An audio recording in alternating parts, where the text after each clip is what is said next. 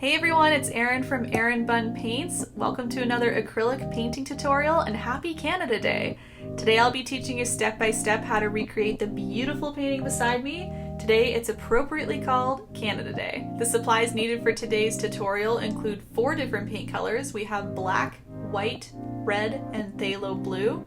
And the brushes I use are the same usual 3 brushes. We have the large flat brush, we have the medium round brush, and we have the small round brush. As usual, this is an uncut recording from one of my recent Facebook Live tutorials. If you'd like to tune in live next time to give a chance to chat with me while I'm painting, ask questions, and to hang out with all the other painters who are painting live with me, you can visit me at facebook.com/erinbunpaints. Other places to find me include Instagram. You can find me at instagram.com/erinbunpaints, and you can also find me streaming live on Twitch. I stream multiple times a week on Twitch, creating upcoming tutorial designs and working on some personal art, and I love chatting with people while I do that. So come hang out, twitch.tv/erinbunpaints. Alright, time to paint. Happy Canada Day again, and enjoy the tutorial. Alright, so I'm going to start with our nice large flat brush, everyone. So a nice large flat brush. Any large brush you have is great. Keep that a little higher, make sure I don't bump it. I'm going to dip into my paint water. Oops, I need to grab my plate from underneath here. Ooh, it's just so heavy I had to put it on the ground today. Cheers everybody, Anita, Joanne, Laura. Cheers, Lori. Thanks, Tori Lens, appreciate it. Cheers, Sharon. Of course I'm having a drink and I'm juicy. Cheers as well. Okay, so again, black is the first color. I'm just pouring that onto my plate here. You can pour lots of it if you're pouring with me or if you're preparing your plate. Get lots of black because of course we're using this to cover almost all of the canvas. Not the whole thing. We're going to go down to about, I would say 3/4, maybe 2/3, somewhere in there. All right, so black paint. Ba, ba, ba. And you're just putting that all over. So again, you can bring it all the way down to about, I would say between 2/3, 3/4. I guess it depends on how much of the lake you want. I thought maybe I'll go a little higher up here. I thought this was about enough room to have a nice reflection of our fireworks, and of course we're going to be putting some Muskoka chairs there. Maybe you know them as Muskoka chairs or Adirondack chairs. I learned that recently. Not everybody calls them Muskoka chairs. That's more of an Ontario, Canada thing, so I want to include everyone there. I don't want anyone being like, what the heck is a Muskoka chair? And it makes sense because we have Muskoka in Ontario. It just never clicked with me that maybe that was more of a local term, so anyway. Or just chair. Chair is good too. Maybe you just call it a chair. Anyway, I'll teach you how to add those. So again, I'm just putting black everywhere. Just to help increase the drying time with this, try your best not to leave any big blobs of black. So you can see I'm swiping it on pretty messily. But what I will do, and what I'm doing now to show you, is I'm going to smooth it all out. So I'm just going to use my brush to kind of move the paint around and try my best to really keep it nice and smooth. Get rid of any paint ridges because those ridges will take a little bit longer to dry. So you know, anything helps, just as adding those large strokes to help really smooth out all your paint everywhere.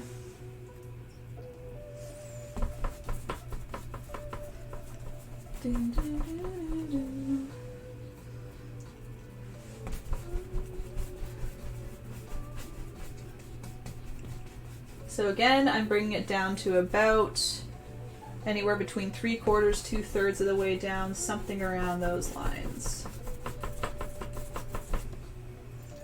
A little more black, I'm almost there.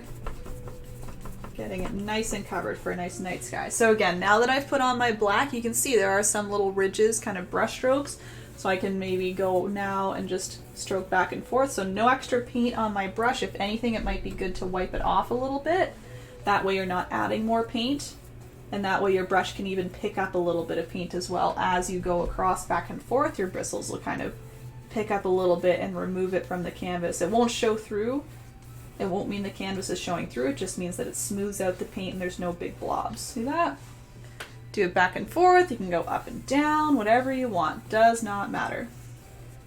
You won't really see these strokes later anyway because we're putting all the lovely fireworks on top.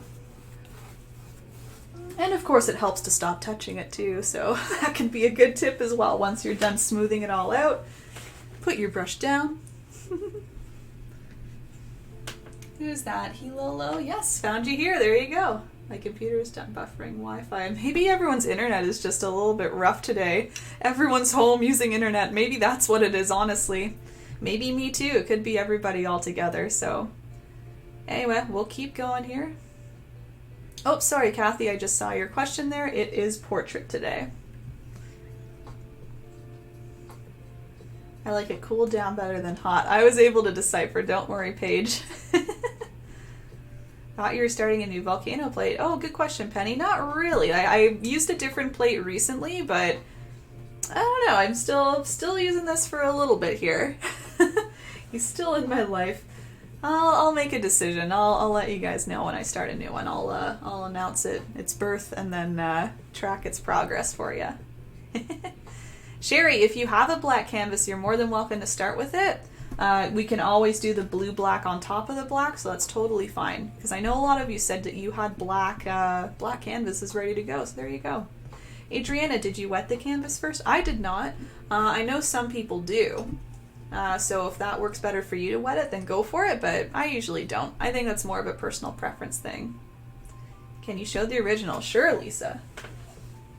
So keep adding the black, guys, or don't touch the black if you're all done adding it. Just give it some time. There's the original. So you can see the nice black background. What we're doing is a nice blue-black, kind of like navy blue for this background here, so that's why I stopped about 2/3 to 3/4 of the way down. But that's the original. There you go.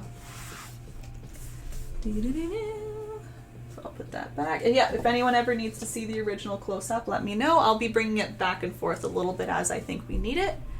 But if you want another little preview, just let me know. Patricia, thanks for paying with us and the teaching points. You're always welcome. You're always welcome. Louisa, happy Canada Day from Cold Lake, Alberta. Alberta. So happy to join. I'm happy you're here too. A little earlier for your nice noon paintings. There you go. Awesome. Hello, I saw you on Facebook but decided to switch. Usually I'm Lori from Montreal. Okay, cool. And then Ewok's here doing a class. Yeah, that's right, Ewok. We just started about 10-15 minutes ago. So we're step 1, black paint. Very difficult, very, very professional. Yes. Do I still do black? We'll need some black if that's your question. We'll be mixing black with blue as our next step. Just for the sheen. Oh, no. If anything, it actually turns a little bit matte once it's dry. So the sheen means that it's a little bit wet. You'll need black, I guess, for the chairs later, though. So you should probably keep it around if that's your question there. Katie, we have had our internet line cut twice now in the last 2 weeks. Not been the same since. Hate when that happens. And then the internet company's like, we didn't do anything, or everything looks good. Da, da, da. But yeah, we all know something changed. Keep calling, keep requesting, I guess, that they look into it. Colleen, hi, I'm not now, but hope to do this tomorrow. No worries. I expect you'll have repeat. Yes, Colleen, this is always posted to my YouTube page. It's in the pinned comment. youtube.com/erinbunpaints. So you can check that out sometime. Probably later tonight it'll be posted.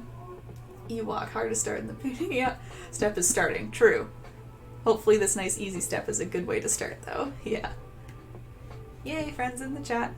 Okay, I assume we're all good with that, so let's move right along here. We're going to go now into the background color of the water, which again, even though it looks a little bit black, it's actually a blue-black. I wanted more of a navy blue just to switch it up a little bit. So I'm going back to my plate. I'm using the same brush, just a nice large flat brush. Got my nice big one here. And I'm just going to be mixing blue and black together. I would say about even amounts, or maybe a little extra blue if you want it a little bit brighter. And of course it's up to you if you want to change that up, if you want to use just plain blue. Even a lighter blue would work fine because all of our reflections and waves are whites and reds. So really any blue would be fine for this background. I wanted to keep it a little bit darker personally, but just a little different from the sky. So it almost turns it into like a navy blue, see that? And I'm just using that, as I said, down here. You can see a slight difference, not anything huge or major. And I'm bringing that right up to the black. Trying my best to get a nice even horizon line. Although I found when I was doing this painting that was more created later with the waves. So even if this line is a little shaky for now, it'll be quite easy to fix up a little bit later with your waves. You can use the waves to even things out, make them more horizontal.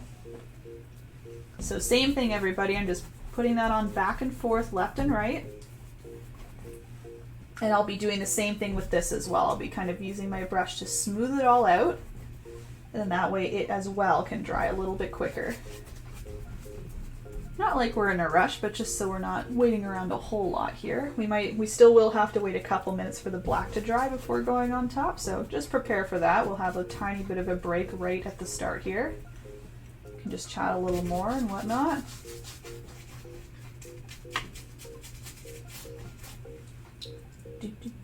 So again, blue and black together, that's what this color is. Just filling up the rest of the canvas. Same thing, and I'll just demonstrate again. I'm just using my brush, going back and forth, trying to smooth out everything so there's no big ridges. Everything looks pretty even. And again, that's more so just for drying time. There we go. All right, so again, the paint isn't going to be dry quite yet. The black is definitely still shiny. And that's an easy way to tell, by the way, if it's dry or not. I find my paint turns to a matte finish rather than a shiny finish. So you might even see some matte areas. I know I see in my streaks there are some dry areas around the edges there. By the way, if you want to paint the edges, that's something you can distract yourself with right now. You can throw some black or blue black on the sides here if you want to really wrap around the canvas. Got all of that to paint if you want to distract yourself. I know some people are like, I'm eager to paint. I want to keep painting. Paint those edges. Distract yourself over there. You froze. Hello. Hey, Colleen. Can you hear me now? Colleen, again, just to answer your question, if I froze before I answered, the video is available on YouTube probably by the end of the day. So youtube.com/erinbunpaints. Check that out.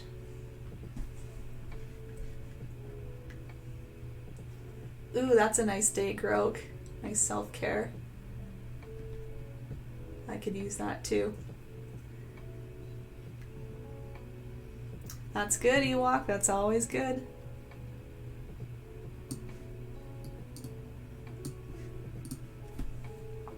Okay, so again, I'm going to be waiting a couple extra minutes for the black to dry. We could all do something to get it to dry quicker. We could all just blow on the canvas. Just kidding, that's not what I was going to say. I was going to say you can, sometimes I do this. I give it a little wave. Just be careful you don't smack yourself with the wet paint. That's never a good time. But yeah, it just kind of gives a little bit of extra air. So if you want to do a little dance with your canvas and get a little drier, excuse me, you can start to do that. It's a lot more fun with some upbeat music. Turn up your music if you're at home. I have to listen to copyright-free chill music, so I'm bopping around to some very relaxing beats right now. Anyway, that'll help a little bit, but we still want to give it some more time here. That might happen too when you pick up your canvas. Oopsie. I'm going to just fix that up with my black blue. Yeah, what has everyone done for Canada Day so far? Me, I have painted. Thanks for asking. I've been painting all day so far, and I'm still painting now. Perfect way to spend my day, honestly. And I don't really have plans for the rest of the day either. I think I'm just gonna sit on my patio, wait for nighttime, see if any fireworks do show up. But once again, I've said a few times now, I feel like I was totally blindsided by the fact that there were no fireworks going on. I guess a lot of towns canceled them, which is understandable. Someone was saying earlier, was it Amanda, saying there were virtual fireworks though, so if anyone knows where to find virtual fireworks, let me know. It sounded like it was kind of like Ontario or Canada was organizing that virtually for everybody, so interested if there's a spot to find that, let me know. Oh, Anita, hairdryer, use it. Yeah, if anyone, that's a good point. If anyone has a hairdryer close by, feel free to use a hairdryer. I'm going to wait just for mine to dry naturally, just so I'm not rushing anybody personally. but if you have one, you are more than welcome to use it. Get it a little drier, a little more ready to go. Erin does happy dance with her. Yeah, I do sometimes. It's an excuse to do a little dance with it for sure. Trying to paint this digitally, says Power. Oh, how exciting! Ooh, ooh, ooh.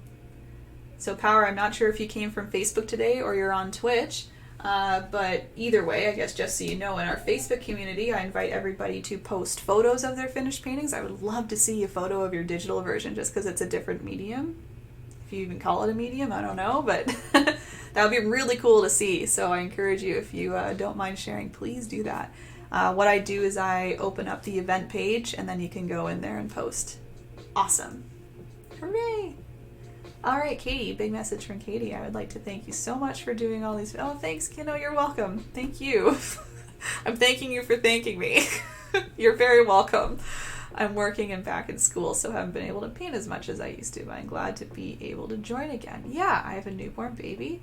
Gets to play with. Baby born yesterday. Oh my gosh. Oh, newborn baby goats to play with. Gotcha, gotcha. I was like, holy moly, and you're like, back to work and painting already. Newborn baby yesterday. Baby goats, okay.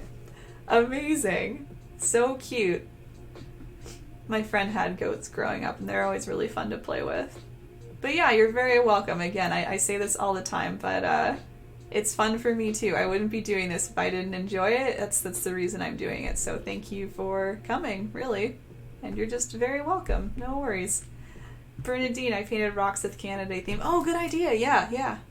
And went and hid them at our businesses, which are, oh, so cute. If someone finds them, post a pic on. Yeah. Oh, that's such a good idea. I've seen that around. Kindness rocks, I think they're called around here, but many different versions in different towns and stuff. What a nice idea, Bernadine. I've only painted rocks once or twice, but I've been meaning to do that, just kind of hiding them around parks and stuff. I think that's such a cute idea. All right, Vanessa says Canada.ca. Who would have guessed? Canada.ca has got the fireworks. Thanks for the follow, Power.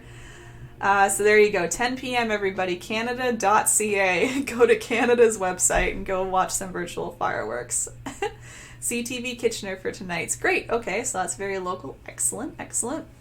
I'm outside, so mine is drying a bit too fast. Oh, no, you're good. It's not too fast. It means you can just comfortably know that you're ready to go. So you can see, everybody, mine is turning a lot more matte now. Still a little bit of shininess. Thanks for the follow, XT and Ziv. Always trouble pronouncing some of those usernames. Anyway, you can see how a lot of it is turning matte. It's more over here. It's a little bit shiny, so I know I need to wait a couple more minutes. I know this is kind of abnormal, guys. Usually I have the painting planned out so we can keep going and going, but this one, it was necessary to have the dark background, so hope you don't mind the little break here.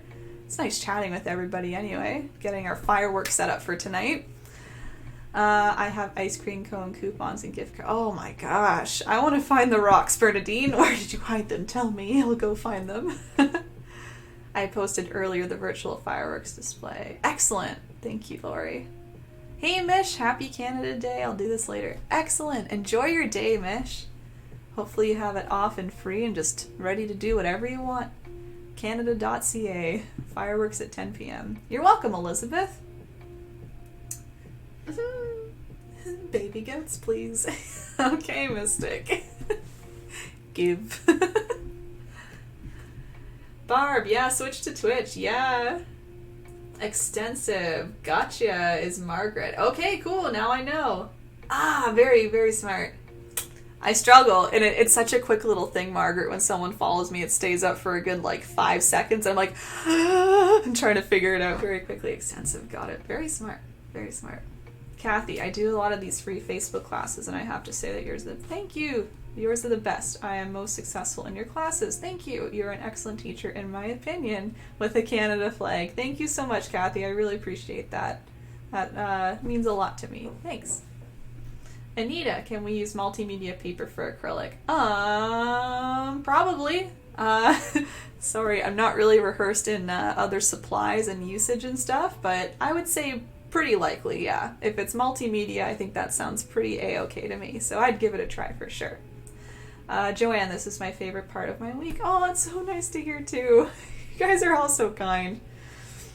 every day after stream I just go and cry for half an hour. Just kidding, no. But honestly, you guys really make me emotional sometimes. Thanks, Charlene. I agree. Erin is an awesome teacher. Thank you, Charlene. I really appreciate it.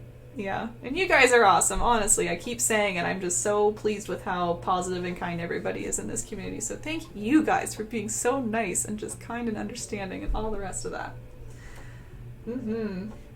Yeah, that's the other extensive, Margaret. Twitch has these fun little Bob Ross emotes you can use, so that's extra fun in my opinion. Got lots of them to choose from. Oh, okay, thanks. So, Anita, Kathy has your answer. Sometimes people know more than me. Anita, you can, but it'll warp. Okay, perfect. Yeah, I was gonna say paper as well. I know I've tried acrylic painting just on plain like printer paper, and it's been a little bit wavy afterwards, but doable for sure. I know a lot of people, instead of doing canvases, because they're worried that the canvases will stack up a little bit, rightfully so. I have a large stack of canvases. They're very bulky. They instead maybe paint in a notebook or just any sort of paper so they can stack them together a little nicer, and it works. It's not going to be, I guess, the exact same, but it works if you need it to. I would say about 2 more minutes on mine, guys, and then I'll keep going here just so we're not holding up too long here. Elizabeth, Erin, you're so much fun to paint. Thank you. You guys are so kind today. Is it Canada Day? Everyone's just super, super nice. Thank you. I look up painting with COVID and have suffered with severe anxiety. It's been my happy place. Nice. Happy Canada Day. You're a wonderful teacher. Thanks so much. I've been hearing that a lot too, that painting has kind of opened up a new realm for people, and that makes me super happy too, because that's the other reason I do it, is to just like give everybody a chance to figure out if this is their thing, if they enjoy it, and to kind of discover the idea that painting can be a good stress reliever. It's very, very nice for that. I can relate. That's why I do it a lot. It's very stress relieving. It allows you to kind of escape a little bit. You can focus on one thing, accomplish something. When you're done a painting, it's a nice big accomplishment. There's so many pluses to it. Learning your own techniques. Patience is a big thing that's learned. So all of that, in my opinion, really helps stress, anxiety, etc. So I'm so glad you found that, Elizabeth. Thanks. Kathy says, Anita, get yourself a pad of oil and acrylic paper. There you go. Cool, cool.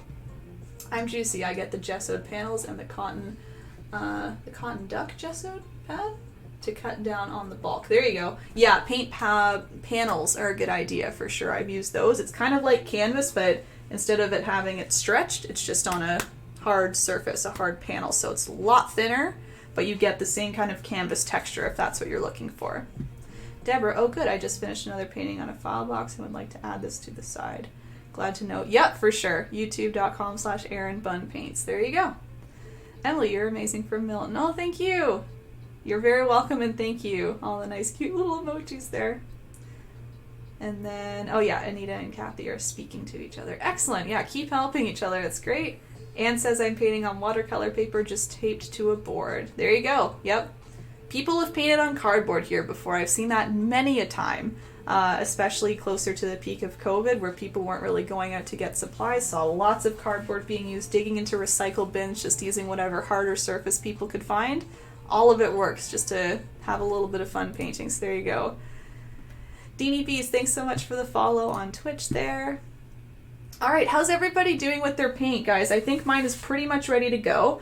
You can see there's still a tiny bit of like a shine here. It's like a little bit wet looking, but it's dry enough that I can definitely work around it for now, because we're going to be doing the next step all in here. So if everyone's good, let me know. If anyone maybe needs an extra minute or two, I just don't want to keep holding on too long here. Don't want anyone to get too bored literally watching paint dry, so I want to make sure we're trying to move along if we can. Let me know how your paint is doing, guys. Oh, Bernadine. Deanie Bees is me. Excellent. Okay, good to know. I'm trying my best, guys, to keep track who's going on Twitch here, because some of you make some fun names. But I've been doing okay, I think, at remembering who's who. So again, Extensive is Margaret. Excellent. Extensive, can I request a night beach campfire theme painting? Hey, did I show you the camping painting? Let me show that real quick as one last thing. If it's here. Might be over here. If it's not, I'll just move on. Oh, there it is. Ugh. Margaret, it's not a beach, but it's a camping painting, just so you know. Campfire. This will come up soon. In case anyone missed that, I was displaying that last tutorial.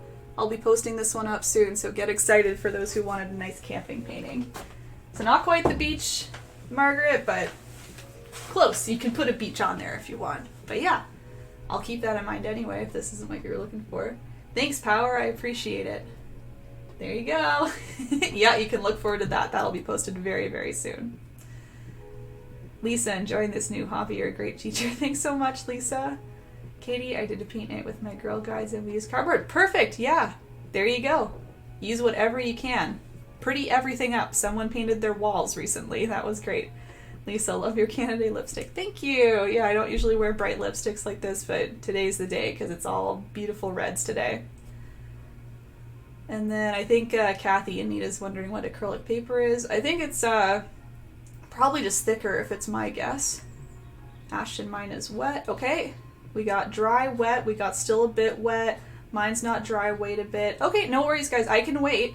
Wanna keep on pace with everybody here, so I might as well wait a few more minutes. I don't want anyone feeling like they have to be left behind or whatnot. Mine is dry. Love that one. Love it. Beautiful. Perfect. Yeah, I'll show it again if you guys want. I thought maybe you all saw it already, but it's possible you weren't the last tutorial, so there you go. I'm Juicy. I'm Julie from Berry. There we go. Cool, cool. I think I'll be old Julesy maybe. I keep saying Juicy. The L looks like an I, but when I went Julesy, gotcha, Julie. All right, I'll remember Julie. Thank you. I'm Juicy. Julesy. Pretty sure, right? Anyway, yeah, I'll post this up very soon, guys. Right now, my next tutorial scheduled is for Friday at 8. I'm doing a nice little cat and owl painting, a nice kind of nighttime scene with a nice moon, a couple silhouettes for the cat and the owl. I would call that a little more of a simpler painting in terms of technique, so I was thinking, again, if anyone wanted the family to be getting together, kind of like all their kids and things, people, then you can do that one. I think that would be a good option for all ages, anyone of any age, so look out for that one if you're interested. Otherwise, the camping one I'll post up soon after. Carrie, I had to blow dry mine. There you go. Deb says totally ready. I think we're almost there, guys. Again, mine I would say is totally ready, so I think I'll give everyone an extra minute or two just to be sure. Again, I would hate if it meant that half of you were like, oh, I'll do this later and get frustrated, so I'd rather just wait for at least most of us to be ready there. Anita, what type of cloth or canvas can you use unmounted? See, I don't really know the question or the answer to that one either. Again, you could do a canvas board. That's a good one. I don't know if you'd consider that mounted. Like, it's not stretched, but that one works. I would, honestly, Anita, I would recommend asking somebody at Michael's, Curry's art store, any other local art store you have around. They'll have some good answers. I have specific supplies that I've used for so long that I don't really delve into other things. So I'm sorry, I don't really have many answers for you there. I just don't want to lead you in the wrong direction by guessing.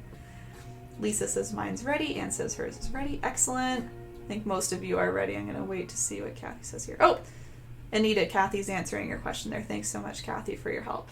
It's a pad of canvas. It's very cool. When I use it, I tear one out of the pad and tape it to a board. Oh, sick! So it's a whole pack of them. My son ordered it for me from Amazon. Wow, Amazon too. They came in a variety of sizes, 9x12s. Very good idea. Cool, a whole pad of canvases. That's very cool. I didn't know that existed. Julie uses that too, she said. So a bunch of you do. Diane, glad we found you. Such a great teacher. Yay, I'm glad you found me too. Thank you very much for your compliment. Canvases are bulky. Anita, I can relate. If only I could turn my camera around. It's all connected, so I can't. I could show you some big piles of canvas I got. I've got my whole closet all here covered in canvas, or I guess filled with canvas. I have a stack of canvas in my living room right now that's almost to the very ceiling of this apartment, and then another stack that's about half that size. So I can relate. They're a little bulky. They're nice, but they're bulky. Julie gets hers from Michael's, just in case anyone was wondering about the pad of canvases. So there you go. Thank you. Karen is still waiting. Adriana says, pretty sure mine is dry now. I'll wait another minute or two. No worries, guys. I got a pad of canvas paper I tape got it from Mother's Day from Amazon. Wonderful. Cool. Wow, all of you have figured this out. That's great. And then Anne says mine is pad 2 from Desserts. Desserts is a great option as well. I still don't know if Desserts stores are a thing. Do you guys know? I only know them as ordering online. And I know some people were looking to go in-store to find things or to speak to people, so not sure if Desserts has literal stores around, but otherwise order online. That's a great option. That's okay, Karen. I'll give another minute or two. There you go. Again, thanks, Kathy, for helping out Anita there. That was really nice. Tori Lynn's, that's why I use a sketchbook. I don't have room for canvases. Yeah, I know a lot of people even started sketchbooks around the time COVID hit, so they call it their little COVID sketchbook or COVID art gallery, and it's a whole booklet of paintings. Elizabeth, I was also able to find an awesome portfolio to hold the canvas papers when finished. Cool, cool. All these cool things in the art world you can discover. You seem quieter now. Is it just me? Did your mic move? Maybe it moved? I forget. How's that, Sharon? Maybe I'm just speaking a little quieter. Let me know if that helps. I want to make sure it's as consistent as possible.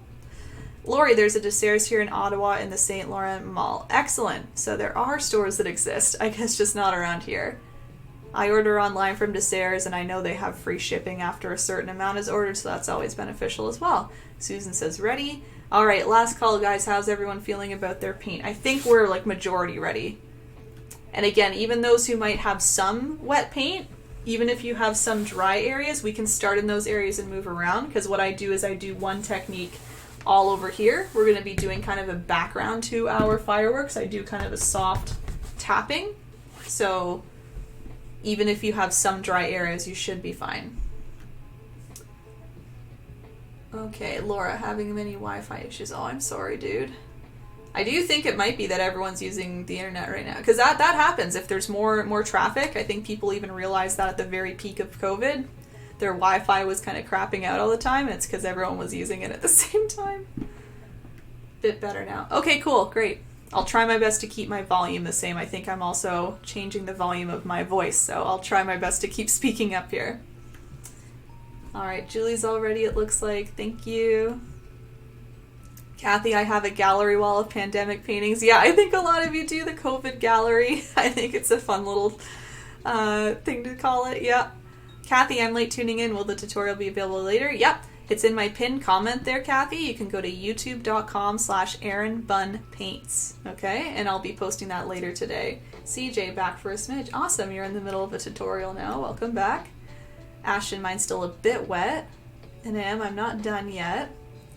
So again, if you have some dry spots, it should be okay. I hope maybe you have some dries. I'm going to wait for a few more responses, but I think we want to keep going here a little bit.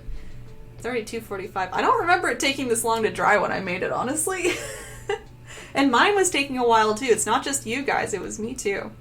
Adriana, I'm ready. I think it's majority. I'll wait for maybe one or two more here, just in case. What else can I show you? Yeah, I showed you the camping. Yeah, I don't know. I think you've seen the lighthouse before. That'll be next as well. Coming up soon, I should say. Extensive's ready. Excellent. That's Margaret. Your lipstick is cute. Thank you, CJ. Sharon broke out the hairdryer. Yeah, maybe that's a good point, guys. If anyone is feeling like their paint is still very wet, I would probably break out the hairdryer if you have it, okay? Need to throw on some red. Yeah, throw on some red. Hey, Tamara, nice to see you. Happy Canada Day. Yes, Ashton's ready. Teresa, man, my internet so sucks. Ugh, I'll try and keep up, but will able to. Okay, never mind. You just answered. Okay. Okay, Teresa, excellent. Kelly's ready. I'm good to keep going. Joanne, almost ready, says Karen. Still wet, says Karen. 2 Karens. Okay. Let's do one more minute. Do another little shake. You want to do another shake together just to see if that helps? Do another little quick dance. Olga's ready. Yep, Sharon keeps her hairdryer in her craft room now. I know Mish does as well. A few others as well. Just have them like ready to go. I think it's very smart. Ready, let's go, says Julia. Lighthouse? Yeah, Lisa, I made a lighthouse. I'll show you that in a minute.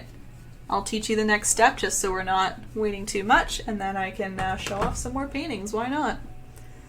I'll show you, Lisa. Michelle is done. Laura is ready. So Twitch is good, but sound is lower. I logged out and came back to Facebook, okay? Huh, maybe I just need to adjust a little better. Okay, questions about the canvas pad. Love the tent painting outside, so it's been dry a while. Ready to go. Happy Canada Day again, Tamara. Yeah. Hey, Mocap, nice to see you. Oh, what a cute little emote there. All right. I got paint on my fan. How did you do that, Bernadine? How? All right, it does seem like everybody is majority has the dry paint. So again, even if you have a dry section, we can all work together, and by the time you work your way over, I'm sure it'll get pretty dry. So let's go on ahead. I just don't want to wait till like 3 o'clock here and then start painting. All right, so the next step, everybody, but it was fun chatting. Again, no harm in chatting. I'm thinking of you guys. I just don't want anyone held up here. I'll be using my medium round brush, okay? And what I'm going to do is I'm going to dip into some white. And Mocap, how are you today?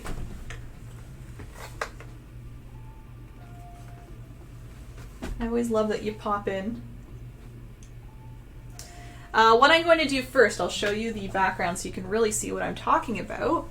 I do a little bit of a glow. You can kind of see this nice light glow all around here, so not just the bright fireworks streaks, but these little soft patches here. Thank you so much, Ginger Jeep, for the follow. Hello, I recognize that name. Hello.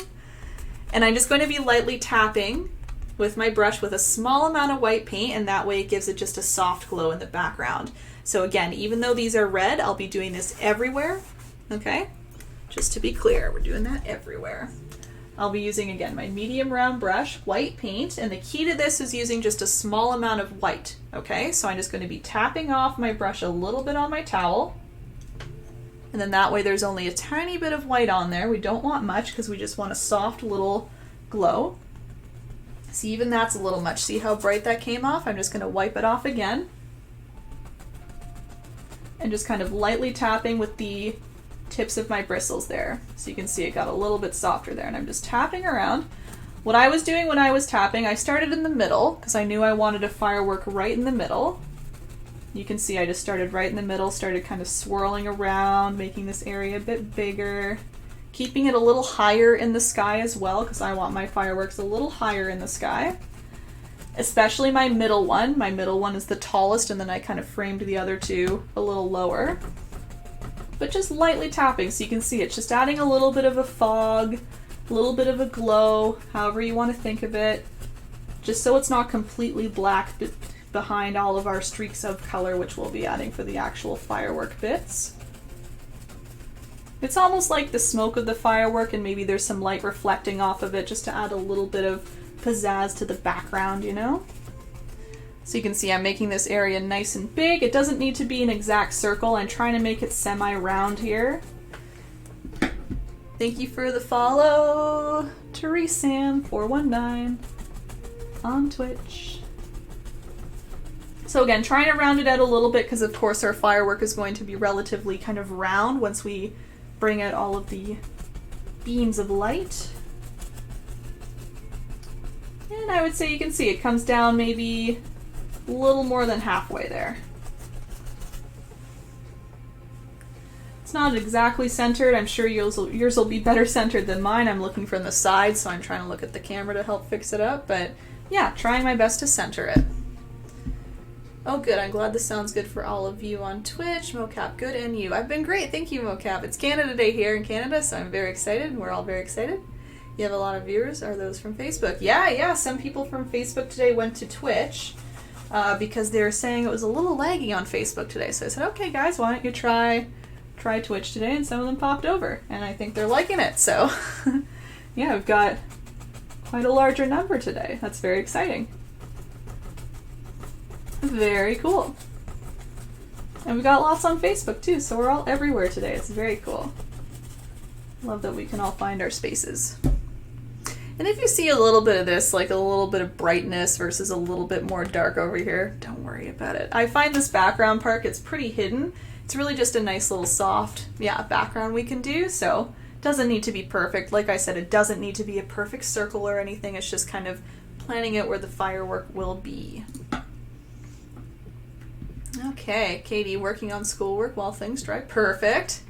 Charlene, I started late. No worries. If you need me to catch you up, let me know. We've really only done 3 steps now because we had so much drying time. So if you want, I can give you a rundown. Let me know if you have any quick questions. So I did that kind of circle here, and then what I do is I do 2 more here and here because we have 2 more fireworks going on, so we just want to make sure they each have a little bit of a background as well. So I'm going to start maybe like a third of the way down, right around here. Again, less paint, so I'm constantly wiping off my brush to make sure there's not a lot of paint. Again, that's the key to get the nice soft look. We don't want a lot of paint on our brush, we're just softly tapping with a small amount of paint so it just comes off transparent like this. It's not meant to be very bright, the brightness comes later with our beautiful fireworks. I can't wait for those. So again, I added a little too much paint, I'm just wiping it off. Even more, even more. And you can even kind of use your brush to tap into the bright paint and try and move it around a bit. So try that. If it's a little bright, you can kind of move it around a little. If anything is outrageously bright, or if maybe you just blobbed on the paint by accident, you can always pop a little bit of black on there to help hide it.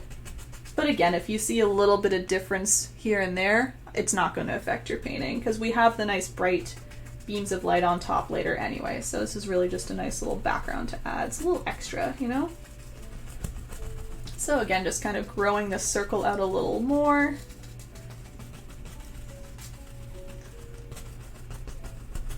And it's going to, of course, kind of collide a little bit. See that? That's cool. We're just kind of making sure we're giving each little firework their own little background area, right? And then whoop, we're going to start there, do the same thing. Same thing, I added a little too much paint. I guess I'm not wiping it off as much as I should each time, so you live and you learn. Next time I know to wipe it off more, but otherwise I just stop, I just wipe it a little, go back at it. Tap, tap, tap, tap, tap.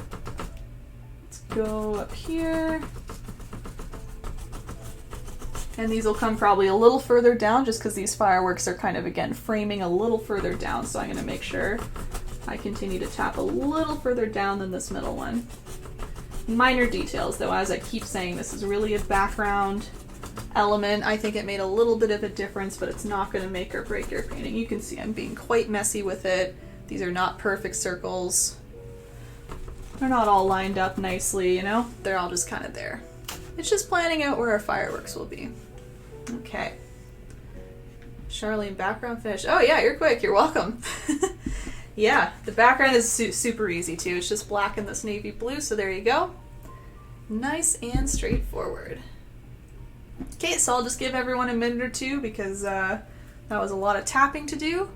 And then what we're going to do next is we can move down into our water. Is everyone's water looking good? I assume so. But let me know if anyone has very, very wet water. Just sticking to the order I did it, and I did do the water next. We could technically go right up and do the fireworks right after.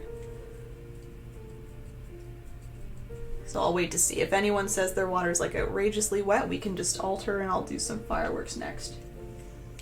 Doesn't really matter the order. The only real order here is making sure our chairs are the last thing because they go on top of the reflection, but in terms of doing fireworks first or waves first, we can do either one. I can adjust. Charlene doing firework, almost done. Excellent. Oh, Tori Lynn's, my water is still quite wet. Okay, let's alter. If it's quite wet, I wouldn't want to wait another 40 minutes here to see if it starts to dry up quicker. Okay, so we'll wait. Yeah, we got a thumbs up from Lori. Thank you very much. Karen is done. What color did you use? I'm using yellow. Charlene, for the firework, I'm using white. Just a soft amount of white and just tapping it on, and then that way it comes off a little bit more transparent there.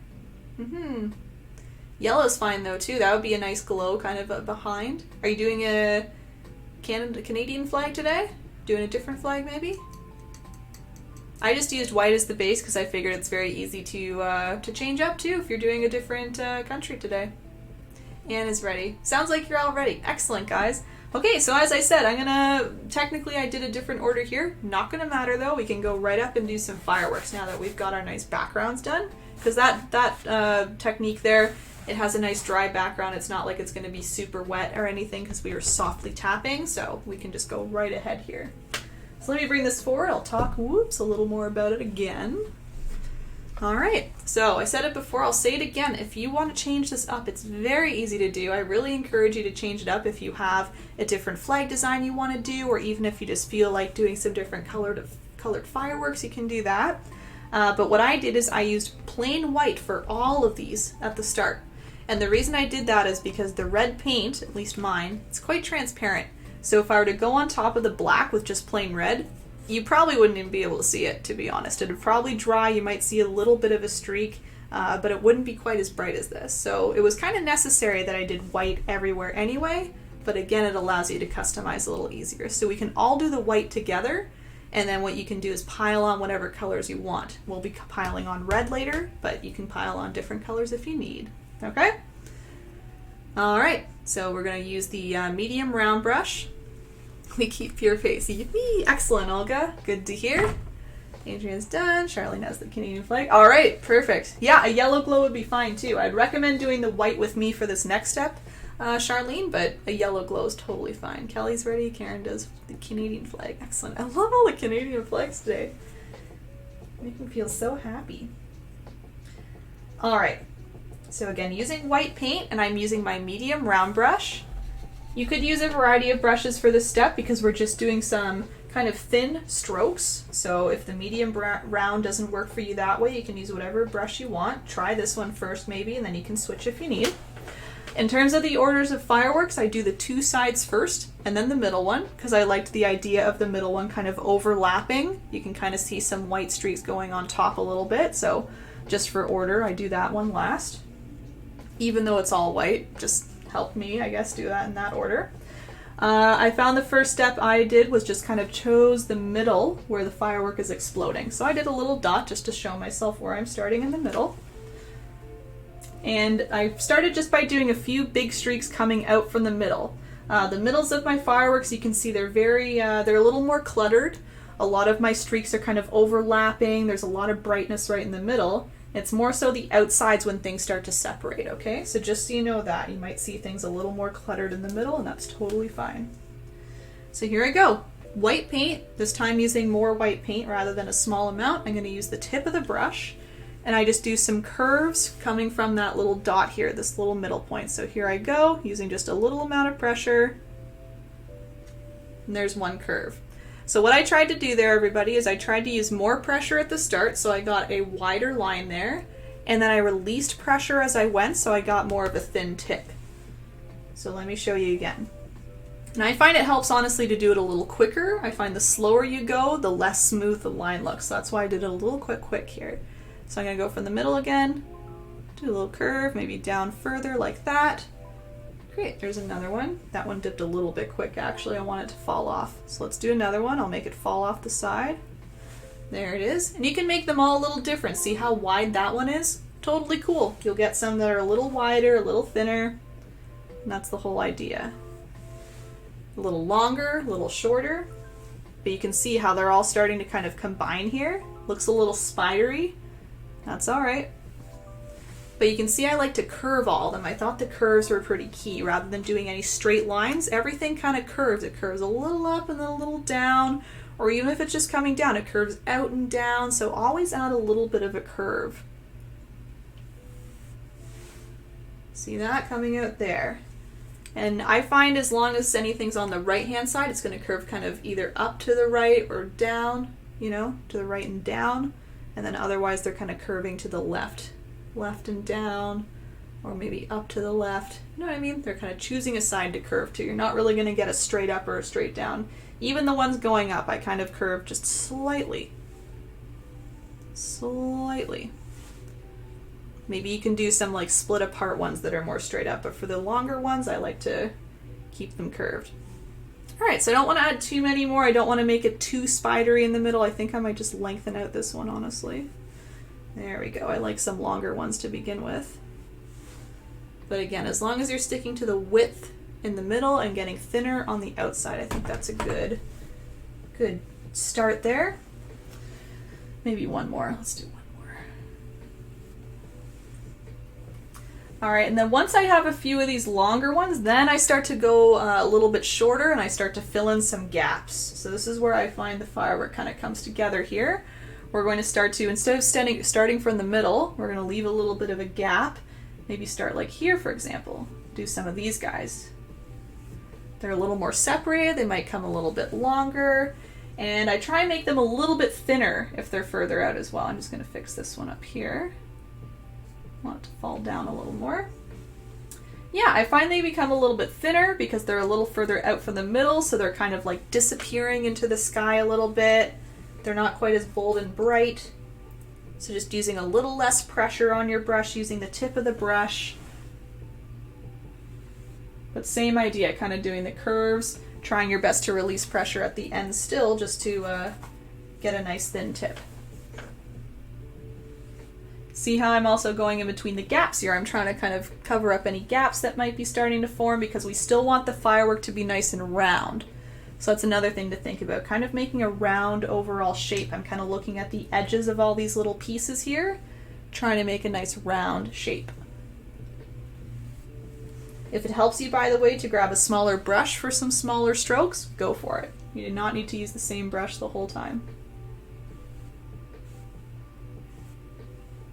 A couple more hanging down. Again, see, they all kind of curve. Even the ones that go up kind of curve them. I think that's nice. And then to really finish it off, you can see I get really teeny tiny. I just do some very quick little ones, even maybe in the middles here, just to make it look like they're kind of splitting off, fading away. I'm going to fix this one up a bit here. So when I say fix up, usually it means I just want to apply a little more paint because I want these all nice and bright, so I kind of go over top a second time sometimes just to clean them up a bit. But you can really see that coming together with the addition of these last little bits. I like the little sprinkles coming off.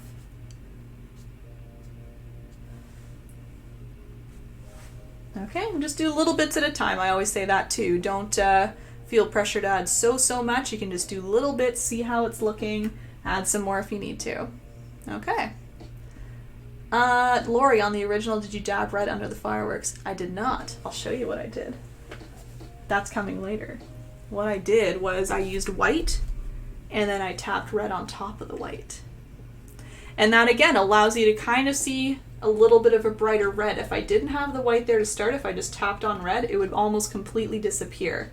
So Lori, I will be tapping red on, but not till later. Good catch though. So again, it'll all be white for now, but yes, all of that lovely red will come out soon. All right, Charlene caught up. Thanks for your patience. No worries, no worries. Happy Canada Day. Thanks for all you do. No problem. Again, very enjoyable for me to be doing this too, so you're all good. I appreciate all your thank yous though. All right, so that's one firework done. I'll just move on to the second one. It's the same process, guys. So once you have it done once, you can probably do it again and again, but I'll show you again just for some more little tips if I can think of anything as I go. But that's kind of the order. Again, kind of working on the middle first, so some thicker streaks, so using more pressure. Maybe making them a bit shorter to begin with. Again, making sure you're curving everywhere. Change up the pressure too. I mean, if you press a little harder, it's going to get even thicker. And I find it's good to have some that are very wide, some that are just kind of wide. Make them all a little different. Because that's what fireworks do too, right? They're not usually the exact same all the way around. I know they look quite symmetrical, but I don't think they're ever going to be exact the whole way, right? So keep that in mind too. All right, so there's your main ones, just kind of all coming from the center. They're all connected.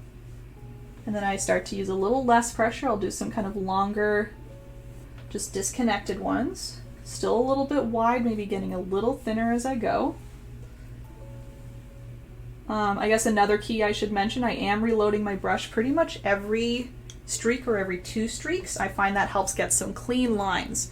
So rather than doing 10 streaks at once, you'll find it gets drier and drier. You'll get more of these that kind of fade away, which are nice here and there, but if you like the clean lines, make sure you're reloading just about every time or every 2 times. 1, 2, gonna reload. And just a little bit of paint, right? It's you don't need to blob on the paint. What I'm doing on my plate is just kind of tapping into, can't really see that with the light, sorry, but there's no big blob of paint there. it's all kind of flattened out, I just kind of wipe my brush a little bit, then get back at it here. All right, I'm finishing this one off with a few of the little teeny guys now.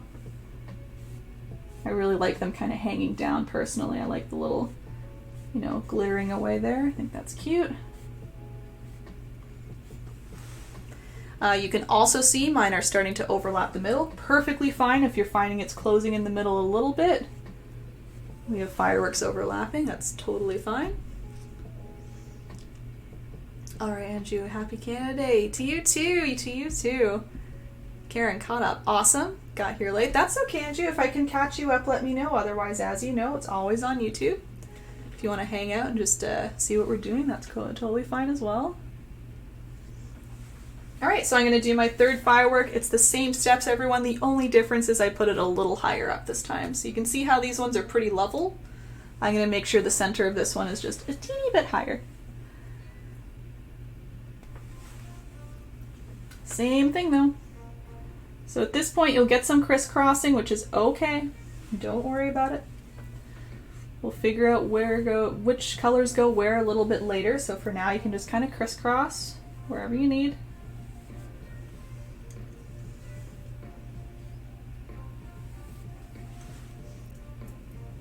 And if anything, I kind of like to make them a little less symmetrical, so you'll notice I put like a big streak here. I'm gonna not put a big one right there. I'm gonna leave it there. Maybe I'll put a second one right here. And then I'll start doing the disconnected ones. Again, it's more so the outside that I look at rather than the inside making it symmetrical. I'd rather look at the outside and make sure it's kind of round. So I added the different streaks there just to fill up that gap. So again, it might start looking a little bit cluttered, but like I said before, we'll figure out what goes where a little bit later. I'll show you what I do. It'll be a lot easier to see once we have some color on there. You can easily distinguish which firework is what.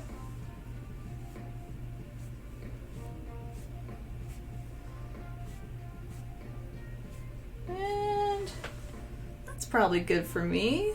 Maybe a couple more teeny ones up at the top there. I think I could fill up with a few more little sparkly guys. One or two down here. Because sometimes the space looks a little filled, but you might want to fill up with this firework, right? You might want a couple streaks going the other way. So even though there was stuff here, I wanted to make sure this firework was kind of extending and being a little more complete on that side. All right, I'm good. I'm gonna stop. I'll wait for your go-ahead, or I'll just move on, I guess, in a couple of minutes when I think is appropriate. But yeah, some of you said caught up, but maybe that means you caught up like with the fireworks too, so there you go. No rush either way, as usual. So our next step will be the water, guys. So if anyone has water that is still very, very wet, again, maybe get your hair dryers out just to make sure you're on pace here. I think we should be good though. That took a little bit of time, so it's extra time for the water to dry.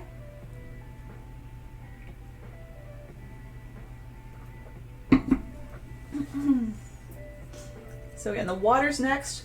The water, by the way, I used a similar technique to the Toronto Pride painting. For those who came to that one, remember I was doing lots of these little waves. That's kind of what I did again. I really liked that technique last time, so that's what I did for a second time. I'll probably do it again.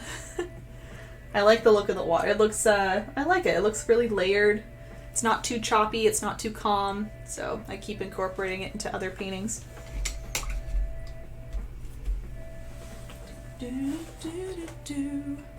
Katie's still working on the second firework. No worries, I'll give a couple of minutes, no problem. And I'll wait to see what everyone else is saying too, so all good. I know I usually do things a little quicker just because I'm doing it for the second or third or fourth time or 100th time. And I'm also trying to teach quicker so that I can look at you guys and make sure everyone's taken care of, so no rush at all. And again, that's why YouTube is good. You can always go back to revisit things if you need to, but ideally, I like the idea of all of us being on pace together. It's kind of a little more fun that way to know that we're all painting at the same time, all on the same step. Again, it's about as close as we can get virtually, right, when we're all painting live together, so it's honestly my favorite when that happens. Got my fireworks done. Awesome, Karen. So yeah, Karen, you're caught right up. Perfect. I know you were one who was saying your background was a little wet, so I'm very glad that it all worked out. Charlene's almost done her last firework. Perfect. Again, yeah, no worries. A minute or two more. We can wait for that. Adrienne is ready. Excellent. It's a nice photo, Adrienne. I'm not really looking at the whole photo, just the colors in your profile photo are very pretty. Inspiration. And again, a thank you to everybody sending me photos. Everyone, a lot of people are now sending me just pretty photos that they find online. They say, hey Erin, I love the colors in this, for example. I'm like, yeah, I agree. Because those things really help me when designing paintings, to know what colors that you like and to know what kind of catches your eye, and it helps me figure out some good color combos and subject matter. So feel free to keep sending some nice photos my way. Love seeing them. Subject matter ideas, I've said that before too. I have a big list of subject ideas, painting ideas, but always welcome if you want to private message me or whatever. All good. Charlene's ready, Lori's ready, Karen's ready, Anne says we're done. Great, I think we're mostly there. Okay, I'll talk about the next step to give another half minute to those still working, and then we'll go right ahead here. So the next step, as I said, is the water. This is very similar, if not the same water, to the Toronto Pride painting we did a couple weeks back now. And yeah, so what I do is I use the medium-sized brush. I do some kind of like small little waves here and there, and I just stack them all on top of one another so you get lots of layers. What I did is I watered down my white. See how some of the white looks kind of gray? It's not technically gray, it's just watered down white. And I used that at the start, and then I put some white on top to kind of brighten up certain areas. So what I tried to do is I focused the white paint kind of where the flag will be. You can see it's almost like a little bit of a gap in here, a little more transparent. And then I also like to pile on a little extra white on the tip top here, maybe kind of like the horizon line. It's a little more glittery, a little brighter, just to really show where the water ends. Oh, Trudy Sam is ready. Julesie's ready. Excellent. Yeah, I think we're all on the same page there. Okay, so I'm gonna grab my medium round brush. Oh, a bunch of messages just came in there. Oh no, I'm out of painting supplies. Yes, it will, Katie. YouTube.com/erinbunpaints. Go there right now. You can subscribe, and then that way you'll be notified when it's posted. It's usually posted by the end of the day. Got you covered. And happy Canada Day to you too. Medium round brush, everybody. I'm dipping in my water. And now I'm going into my white. So when I dipped in my water, I didn't really dry it off. I just kind of tapped it a little bit, so there is some water in the brush, and then I put it in my white so that's a little liquidy. That's the goal. We want it to be a little bit liquidy. I was just washing it off. I grabbed a little bit of blue by accident. That's a lot of liquidy. See it going down my volcano very quickly. But yeah, any liquidy white will do. Doesn't have to be the most liquid, but just a little bit thinner. And the technique that I use the tip of the brush, and I'm just doing these little waves like that. So I do a quick little curve up. I like to do kind of like a point and then a quick little curve down. You can do any variation of this if you don't really like this look, but I love these little guys here. I think it just is the perfect way to show that there's a little bit of movement in the water. It's not perfectly calm, but it's also not the choppiest waves ever, you know? Makes it look like there's some waves kind of popping up, grabbing a little bit of a highlight. And you can see what I'm doing is I'm putting those everywhere. I'm going to be filling up this whole area with the transparent white. You might think this looks a little bright for now, but I find as this dries down, as the watery paint dries down, it gets a little bit more transparent too. So if you're finding that yours is maybe a little bit bright to start, you can already see these ones are becoming a little more transparent as they dry. If you still think they're too bright, you can water down the paint more. That'll get you a more transparent color. And again, any sort of transparency is fine, because as long as you even watered it down a little bit, it's still going to be a little bit different from your bright white, which you'll put on after. So just trust it for now. You can see how it is. And then the other key to this technique I find is stacking these kind of amongst one another. If you just leave them all separated like this, if this were kind of the completed look, it wouldn't look quite what I have, like what I have there. You want to be able to Stack these all kind of together in and amongst one another, and that way there's lots going on. You can still see their shapes a little bit, but you're really filling up the space by overlapping a little bit, making them connect here and there. And I find that really brings the technique to life. And you're seeing all the little tips and all the little curves all together there. But of course not too much. You don't want to add so much so that you lose all the shapes, of course, so just go little bits at a time, as I always say.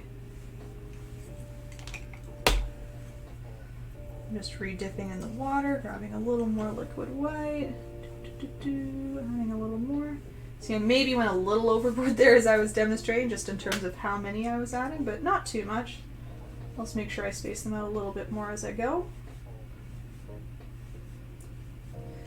Yeah, if you're nervous about how many to add, just do a nice quick layer, you know, none overlapping, and then go in and overlap a few. See how it looks. I like to kind of lean back to see how the whole painting is looking. But you can also see some of these have almost completely disappeared now. They're all getting very transparent. So it all works out. It all works out, always. Okay, who else here? Oh yeah, I see a few messages saying ready, that's great. I keep grabbing a little bit too much paint, so I need to keep making sure I'm watering down my brush, watering down the white. You can even top off some of the watery white if you need, if it's maybe just too much of the wet paint on your brush. That's about the right amount there. And I mean, because we're using a watery paint, I find it makes the water look quite literally wet and watery, right? So it all kind of makes sense when you really think about it. You want a watery paint to get that watery look, in my opinion.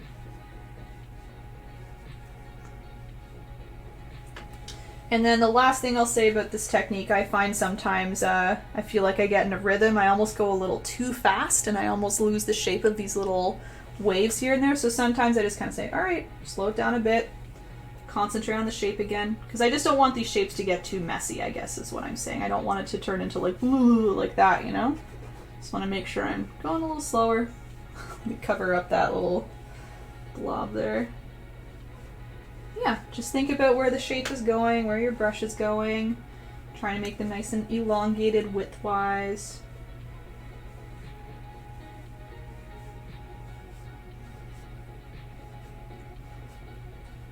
And keep in mind too, we will be adding some bright whites on top, so this does not need to be the most full area ever. You can leave some gaps here and there. We'll be adding bright white on top. Like, I would say I'm pretty much good there. One more here, why not? Okay.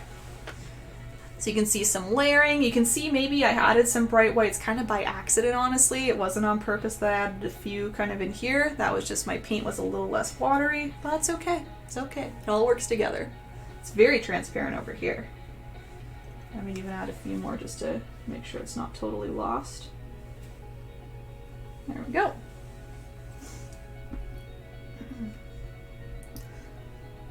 Oh, and I missed you. We have a 2 6-year-old and a 3-year-old following along. Oh my gosh, they're so quick. Amazing. I'm glad you're all spending it together. Charlene, Labor Day next holiday painting. Yeah, Charlene messaged me and was like, great idea, we should do a painting for each holiday, you know? And I was like, what's the next holiday, like Labor Day? And I was like, what the heck would we paint for Labor Day? And I joked with Charlene, I was like, a white canvas, because you don't wear white after Labor Day, haha.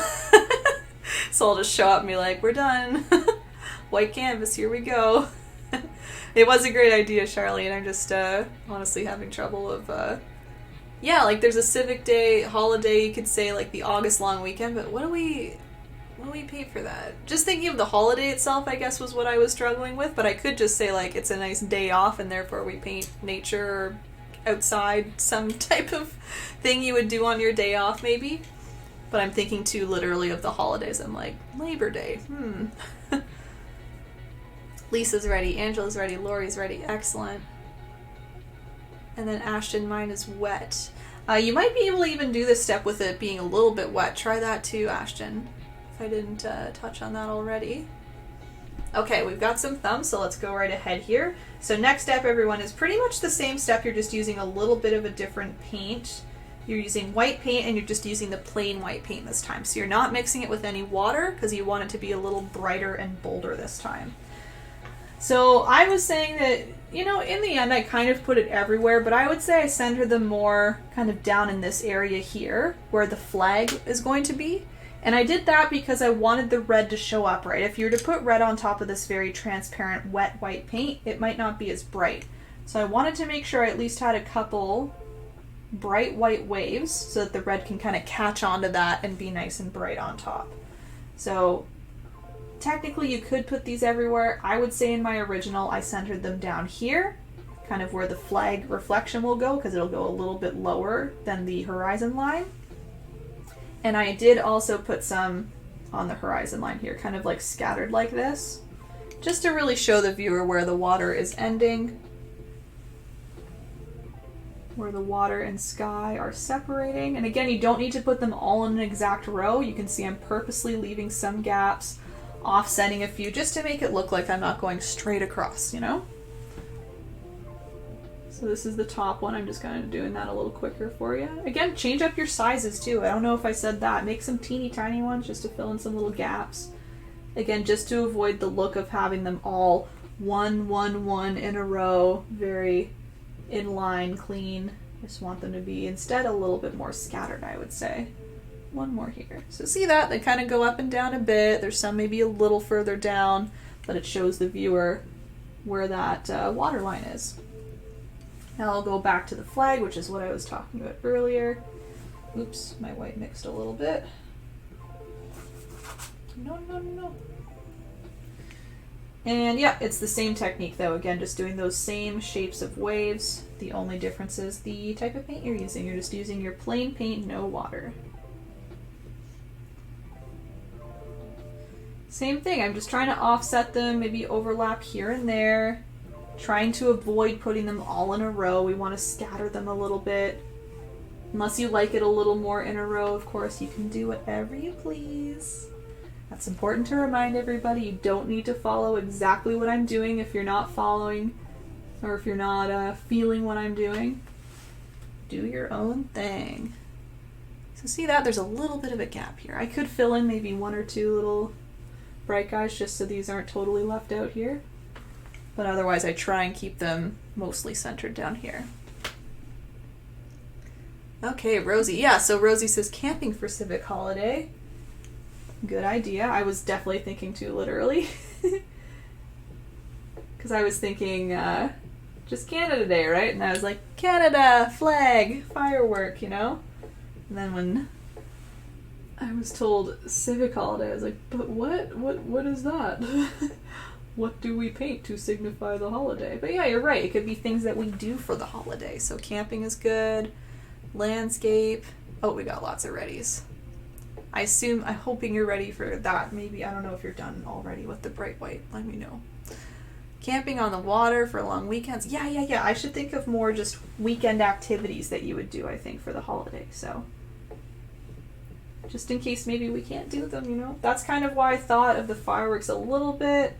Although I didn't know fireworks were straight up canceled in certain areas. Again, I'm still mind blown. But yeah, I was kind of like, it would be nice to paint them just in case we don't have fireworks close by, or maybe you're somewhere where they're not happening. We can paint them. We now have them. And the little Muskoka chairs, you know, all that stuff.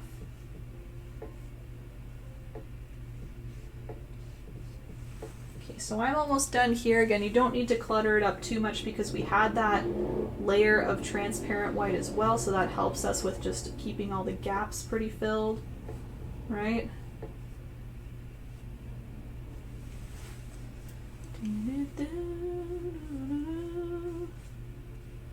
I think that's about good. I'm just gonna have a look here. Maybe a couple more there.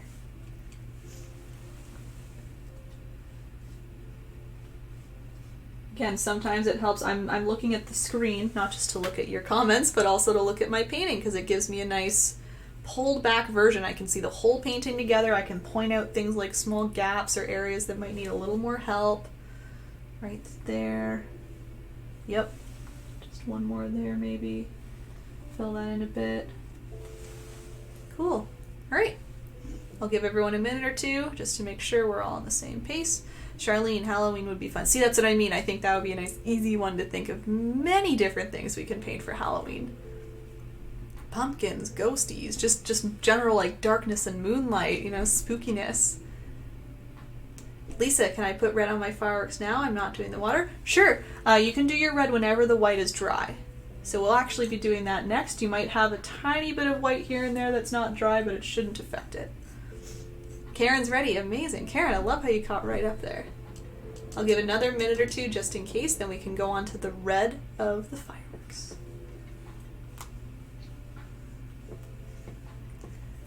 The red obviously really customizes it. You'll see it really pulls together with the red. Right now it's just white everywhere. Lots of whites. Labor Day. Adrienne is ready. Excellent. I'll just wait for that minute to go. Then we can go right ahead. But yeah, Lisa, feel free to go right ahead, or if you want to wait to see what I do, but it's pretty straightforward. Lori's got a thumb. Amazing. Lori, I love how you're in both spots. I don't know if you're still on Twitch here. I know you said you're having Wi-Fi issues, but you've been popping back and forth. It's fun.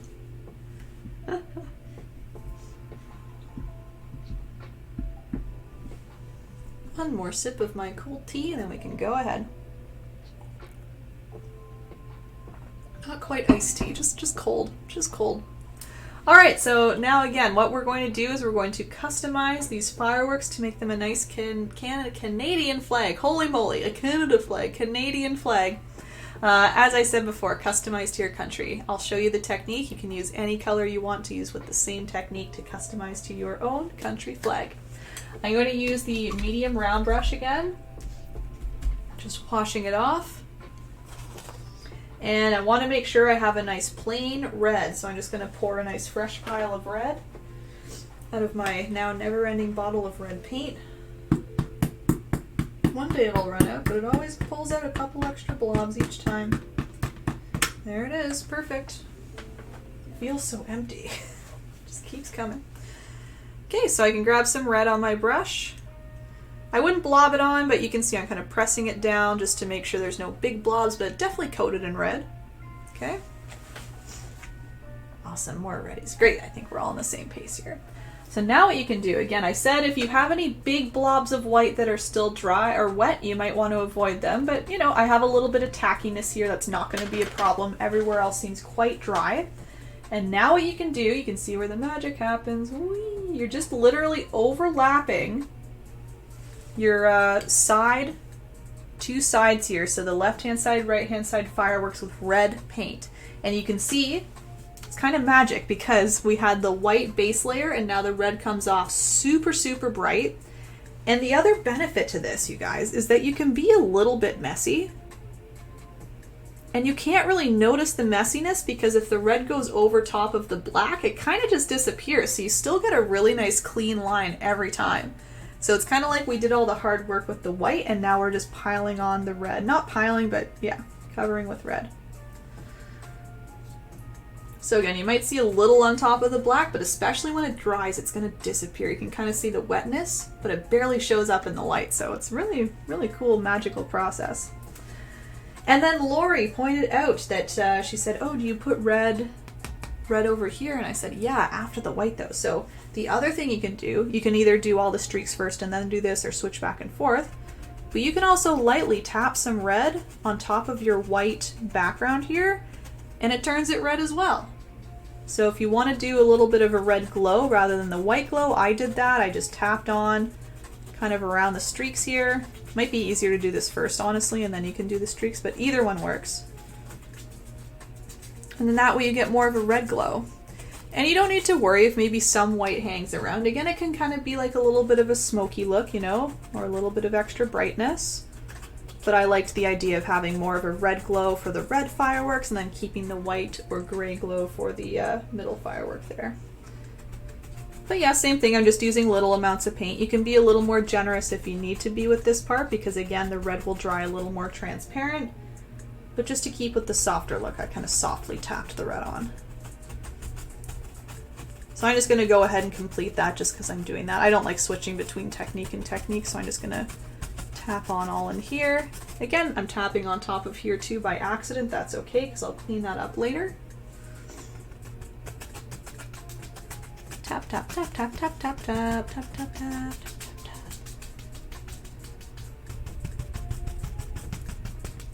So that way, again, you get kind of like that red background there. And then you can grab more red and start to do the streaks again just to really brighten them up. Again, love this part because we've done all the hard work of the placement. We can just layer on the red right on top. Okay. Hey, Joe! Joe's here! Very festive, love it, she says. Yeah, me too, thank you. It's Canada's birthday today, so we're all very festive today. At least I am. I take it very seriously. It's just a fun excuse to dress up in some red, do my nails all fun, you know. Oh, and then the other thing I'll point out, you guys, too, is that I am trying to avoid these white streaks coming from this middle firework. It's not a hard rule. If you put a little bit of red on top, especially if they're really spilling over to the red zone, you can paint it red. But I kind of like the idea here, I'll show you, of having some of my white streaks, even if they're in the red zone, they kind of overlap a little bit, and then that way you get the look of this firework being on top. So here and there, you can see here and there, I tried to like leave a little bit of white showing, but I'm sure there are areas where I filled in some red from this firework and it just kind of happened. That's okay. So again, if you have any big streaks coming in of white, just try and avoid them when you're coloring in. You can always go back and clean things up if anything gets a little messy by adding the white again. But just for simplicity's sake, right, that's what we're gonna do. Rather than, because the alternative would have been adding the white, coloring red, adding white again on top. It would have been a lot of steps, so it was really just for simplicity's sake that we did it that way. So I'm gonna, again, I wanna make sure I'm still loading up with red each streak or two, just to make sure I'm getting a nice bright red, because the other thing that can happen is if you're kind of using up the small amounts of red on your brush. Oh, thanks so much, Spuds, for the bits. Hello! A little cheer, hello! Thanks so much for popping in, and thank you again so much for the bits. Ah! So exciting! But yeah, as I was saying, we want to add more red to our brush each time, just to make sure we get a nice bright red. If you're scraping the paint off and trying to use the last little bits of red on your brush, it might kind of turn out a little pinky looking. So that's why you want to keep adding the red to make sure we get a nice true red each time. So there's an example of, I said, of the overlap. I made sure to leave a little bit of a gap here, so I have the white streak, and then I finished off my red streak on the other side. Because again, it's a nice big one. I want it to overlap. But yes, hello, Spuds. Thanks for the happy birthday to Canada, Joe. We love you for it. Thank you so much for the birthday wishes. Anita, can I do red and gold? You can do whatever you like, girl. Do it. Do it. Do it. That'd be a nice, like, fancy Canada Day. Red and gold. Very pretty.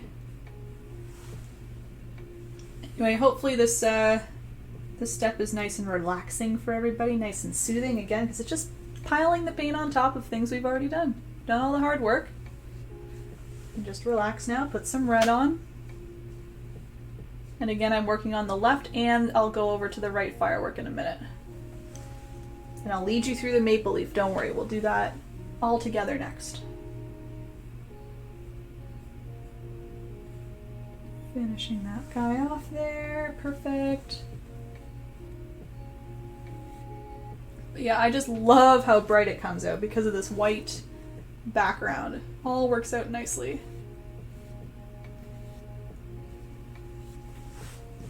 Excuse me. Just a couple more streaks on this guy. Don't forget your little ones too. You might have a few little ones kind of separated, so don't forget them.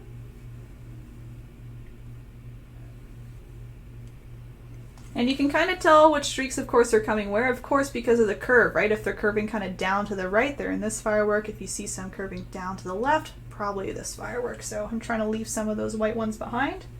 Again, I might have to clean a few up. That's okay. I'll leave it for later. That's actually a red one there. This is a red one. I think this one's going to be red too. Cool. All right, I'm just going to move over to the other firework. I'll try and go a little quicker because I think you guys are probably ahead here.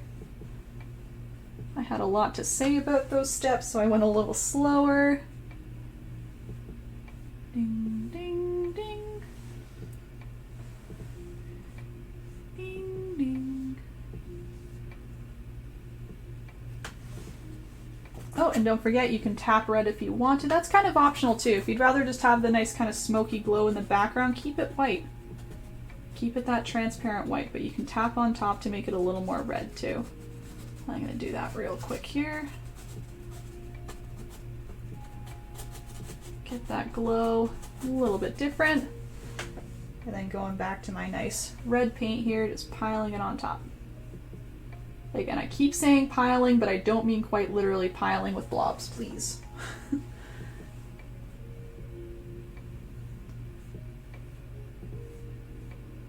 do, do, do, do.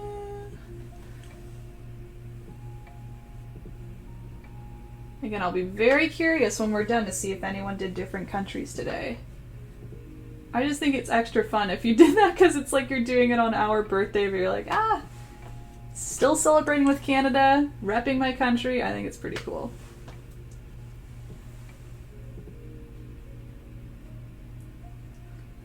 Happy birthday, Canada, from insert country here. And again, I know America's birthday is coming up, so maybe some of you are painting ahead for that one, or saving this for the 4th.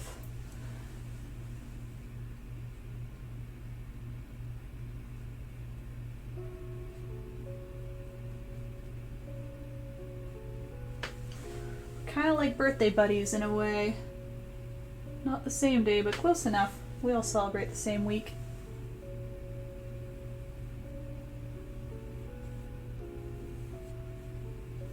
Yeah, and if you're ever second guessing if you need to paint something red, like one of the streaks, just do it because you always know you can go back and paint white on top again later.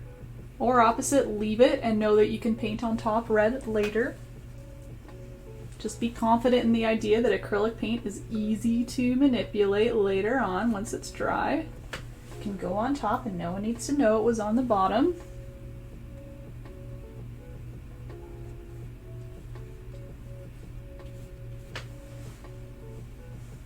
Okay, I just want to clean up in here a little bit. It looks a little white. There we go. A couple more streaks up here, it looks like.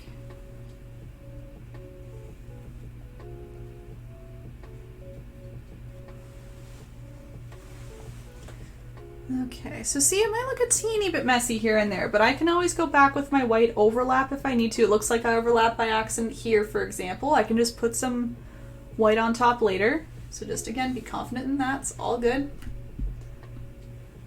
Okay. I did not get out to get my supplies says Cindy. Whew, that was a hard one. But I would love to do it when I can get out. Of course, Cindy. So this will be posted to YouTube later today. You can always check back there and follow along whenever you're ready. I have a niece and nephew who have birthdays today. Oh, how fun! They share it with Canada.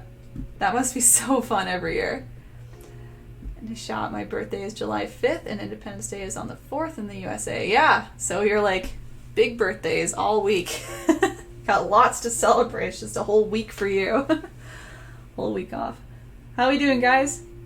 In terms of steps, are you guys caught up with the red sides there? We can maybe go on to the leaf. I'll give you a quick minute just to answer. I just assume you are. You all seem to be quite quick compared to me. And we actually do want to keep moving. This is taking a lot longer than I thought it would, honestly. Just for the drying time, I'm shocked by that background. I don't know what happened that other day that everything was drying so quick. I turned my air off too, just for the sound quality. So it's getting a little hot in here. I'm shocked it didn't help my paint dry quicker.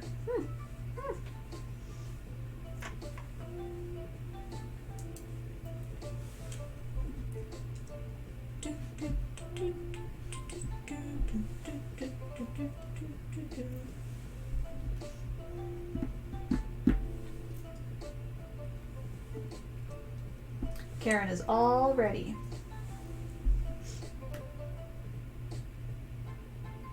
All ready, not quite yet, says Ashton. Doing good, almost done, perfect.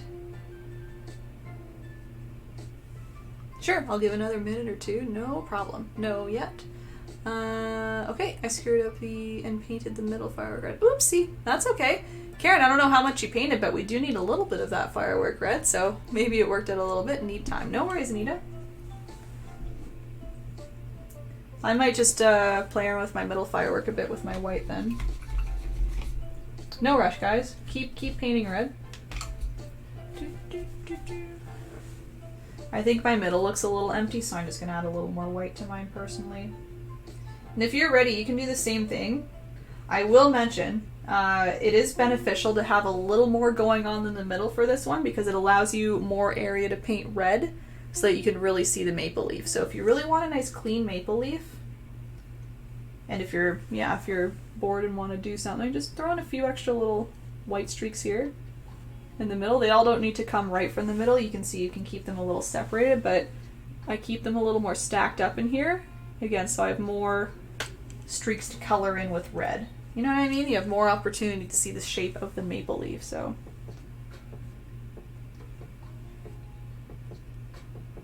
Not really a step, more like a optional if you're bored, but also if you need to cover up more, go ahead step. What I did personally when I was making this painting is I did the maple leaf and then added a couple extra white streaks wherever I needed them. So you could always do that too. You don't need to do that now. But you can see I just added a few more in the middle there. It allows more area to color in red. Lori's got some thumbs, Anne's got some thumbs. I'll give another minute or two. I just saw quite a few people saying not quite ready. So again, you guys can busy yourselves with adding a few extra white streaks maybe. That would be good. You can use this as an opportunity to clean up white if you need to. So if you had any red that is now dry that you need to overlap, like this one here. Nice, now it's nice and clean. See? So yeah, busy yourselves with that if you'd like. I've got a couple over here. Man, I did not do a good job at thinking about the overlapping situation. But you can see how easy it is. I just pull it forward again and now it really looks like that one is in front of everything. So, works out. Again, this isn't really a step, it's more so just distraction while you're waiting. Look over here, look at that, yeah. Just clean up streaks if you want, just make them a little brighter. I mean, you can do a lot if you're just waiting here. Don't want to do that there.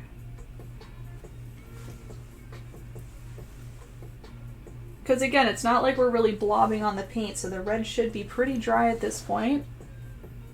Just make sure you keep applying extra white, and that way you get nice clean streaks as well. See, it looks a little cleaner now that it's on top a little more. Oh, this one got covered there. Yep. I think I just need a little more, like here, there, there. Cool.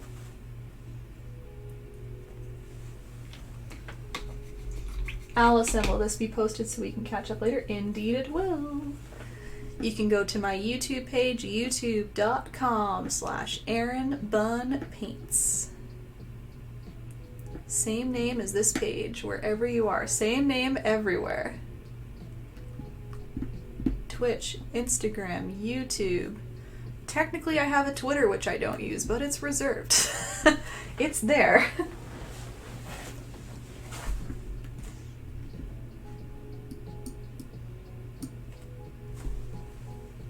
Alright, so still waiting at least another minute just in case anyone's still adding red to the outsides, then we can do that maple leaf together. The maple leaf shape was a nice little throwback. I always used to doodle maple leaf shapes in school. Did a lot of doodling in my notebooks and stuff. I think I've talked about that before with flowers and stuff, just everywhere. Prettied up everything. But I really liked the idea of, learning how to do a maple leaf without really looking at one. So it was a nice little throwback to all the little strategies I learned. All the little points of the leaf and what's going where, making it look like the maple leaf.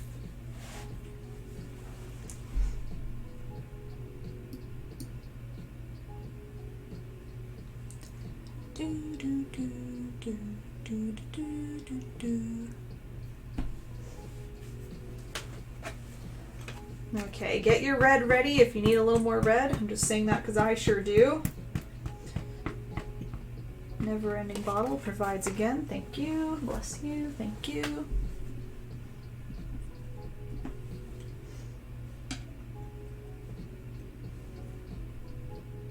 Okay, I think I will go on to the leaf now.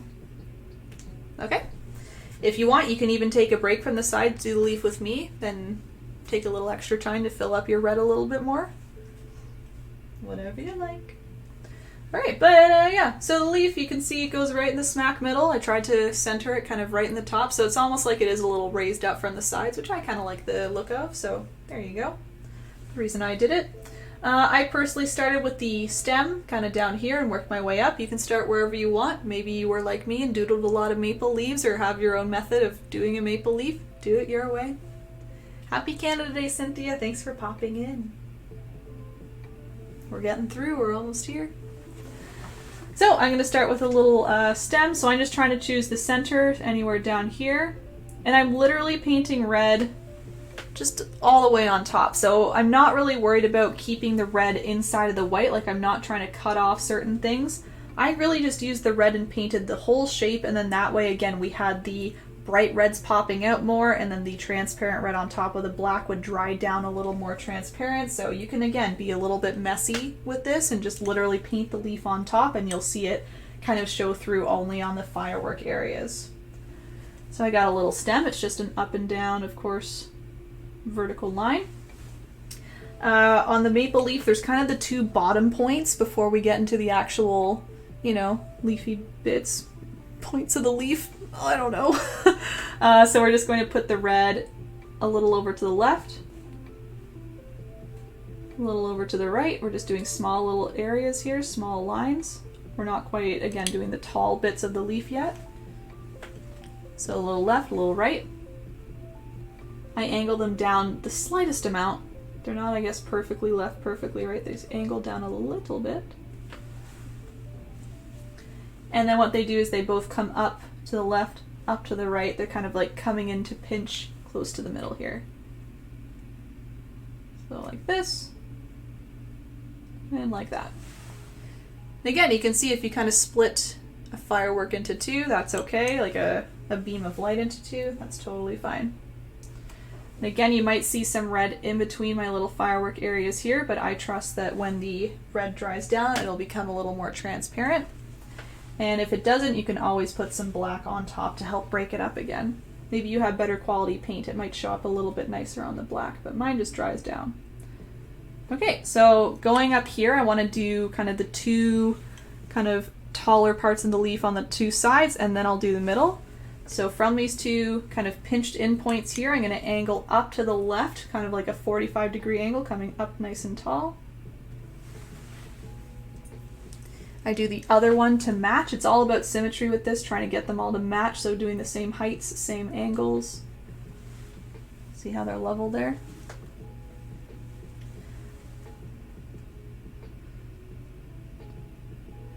Just evening those out. Great. And then I do 3 little points. So on the two left and right bits of the leaf, we have 3 little points that come up, down, up, down, up, down. So you do that kind of quick. Come back down, up, down, up, down. I do the middle point a little bit taller than the other ones. The middle one is always a little bit longer. And once you do 3 points, you kind of come back down to the middle. You're kind of pinching down again to more of that middle part. Up, down, up, down, up, down. Making sure the middle one's a little bit taller. If it helps you guys as well to find a reference for the maple leaf, just looking up a Canadian flag online, that is fine as well. Just because you might not be able to see the whole leaf shape in mine because of all the fireworks going on. So I have those 2 little bits. They're kind of, yeah, they're kind of like angled up, kind of going, yay! It's really what I think of when I do those. They're all celebrating on those 2 sides. And then we do the top one. So the top area of the leaf, I do an angled line kind of coming up and slightly to the left. up and slightly to the right. So you're creating a gap there. And once again, doing 3 little points, up, down, up, down, up, down, making sure that middle point is just a wee bit taller than the others. Filling in, my leaf is a little lopsided. I think I just need these 2 side bits a little taller.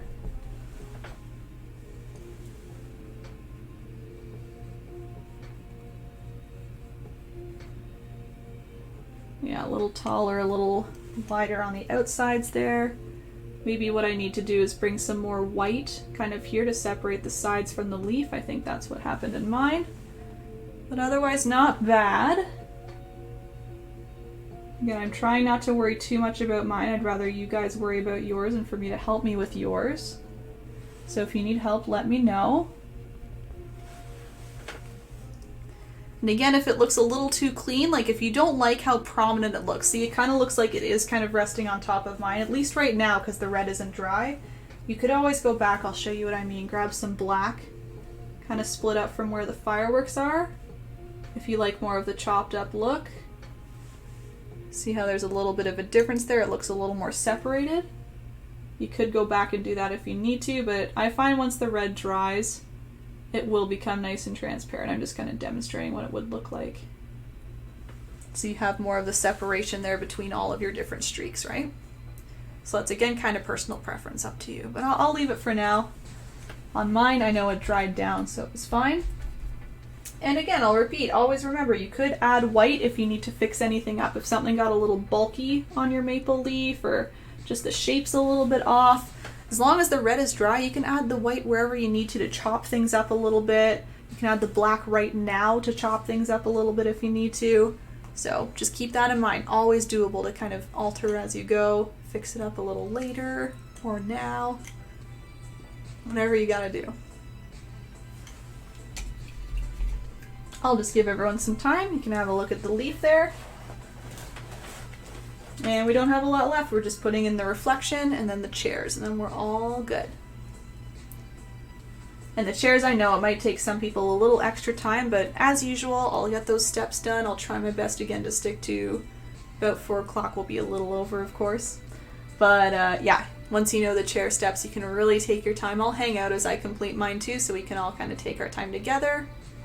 It'll all be good. Oh, it's getting hot in here. I need that air on soon. Soon, soon, soon. I'll have some nice fresh air. Anyway, hope it's all coming together. You can see it just really cleans up the painting, adding all that nice red, gets that Canada theme in there. It's so pretty. Again, curious about the other countries. Again, we saw Portugal. I think that was one that was said Portugal flag. Couldn't even tell you what it looks like, but cool. I'll learn when I see the photo.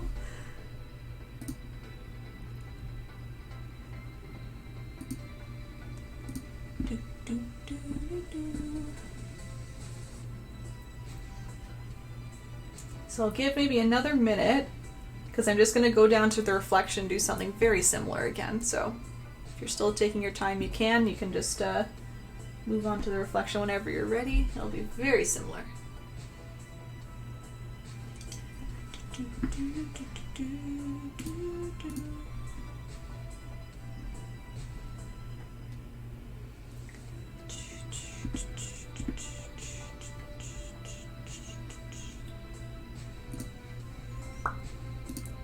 Adriana, thanks for teaching us. I have to leave now. I'll finish later. No problem. That's the whole thing. You can finish later on your own time if you need to. Enjoy the rest of your Canada Day, Adriana. Thanks for coming. Karen is ready. Excellent. Yeah, if anyone else is ready, let me know, but I think I'll move on the next half minute here, just to try and keep it close to 4. Again, that's why I say 2 hours-ish, because I'm always in the ish category. It's not often that I land right in 2 hours. It's definitely ish.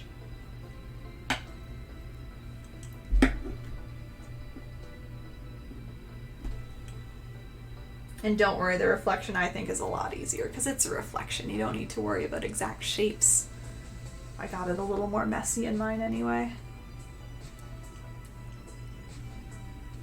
Again, my leaf could still be a little bit better. I could add A little more up here.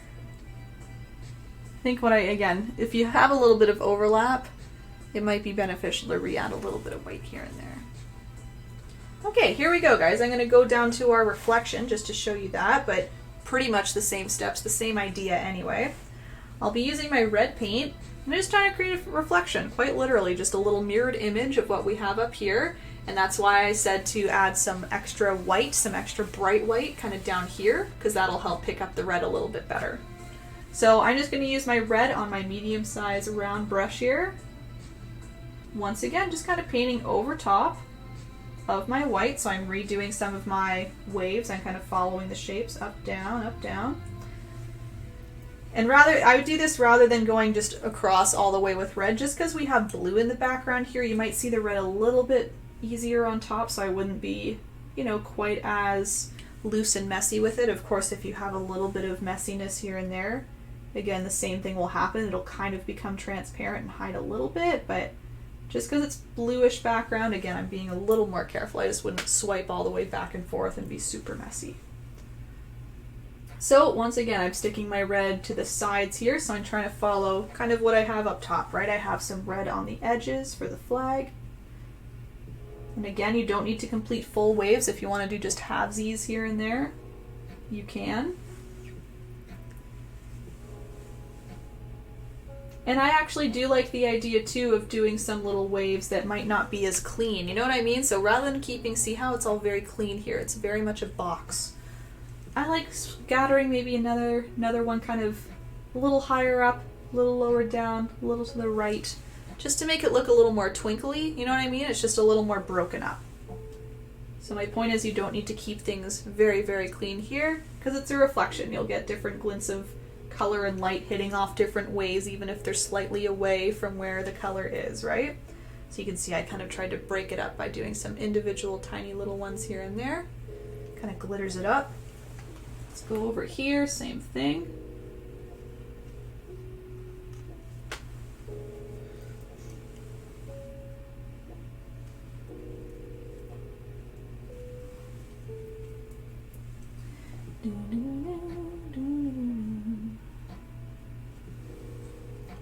So yeah, starting with lots of red, especially in the right hand side here, and then as I get further to the left or further up or down, I maybe do a couple smaller little bits just to break it up a bit. Maybe here, maybe one up here.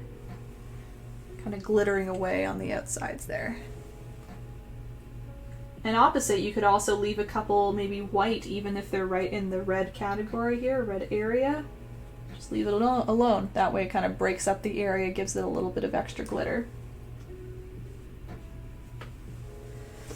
Okay. Charlene, finished flag. Oh, we are doing reflection now. Yeah. So Charlene, yeah, if you missed it, I'm just doing the same thing down here, just doing a mirrored image. So I'm still doing the two sides of the flag. You can see how, again, it's nice and bright on top of the white. And then I was speaking earlier about how we can be a lot more messy here. We do not, in my opinion, need to get the exact maple leaf, flip it upside down. I just kind of looked at the general shape and replicated it down here. So you can kind of see in my original, it looks kind of just like a little blob. I maybe have a little bit of a stem up here, maybe a little bit of width in the middle and the top, but I don't worry about things like the 3 points on each, point of the leaf and getting all the angles right. It's more so just eyeballing, doing some rough shape, I guess, a rough overall shape. It's almost like you're kind of squinting at it and looking at the overall shape and then trying to replicate the squinty look. Just a nice blurry object, Or if you wear glasses, just take off your glasses and do this shape. Do the best maple leaf you can without glasses. That'll be a perfect reflection. So yeah, you can see I'm just kind of bulking up the middle now. I kind of left a couple little streaks alone up here, bulking up the middle. I'll maybe extend a little further down just to get that top tip done. But otherwise, it's just kind of a big blob in the middle. And again, kind of trying to match here. Mine's a little bit off to the left here, so I'll try and move it over a little extra.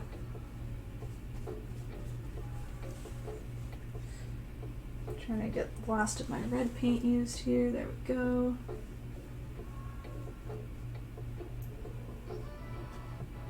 yeah, you can see.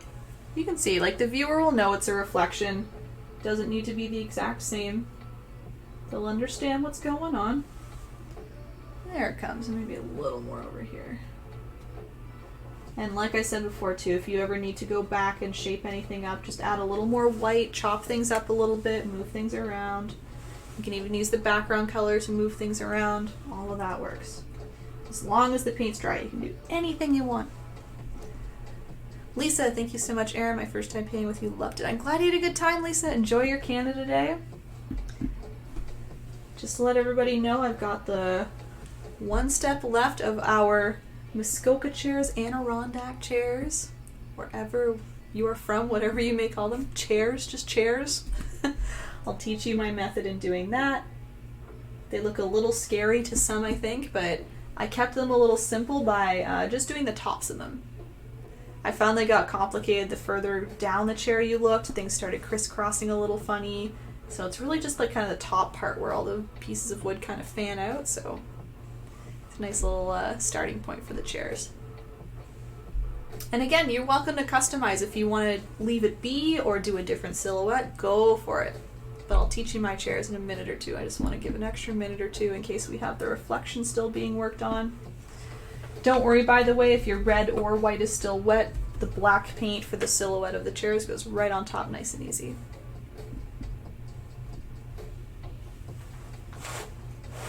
Just gonna twist my plate to get the black ready.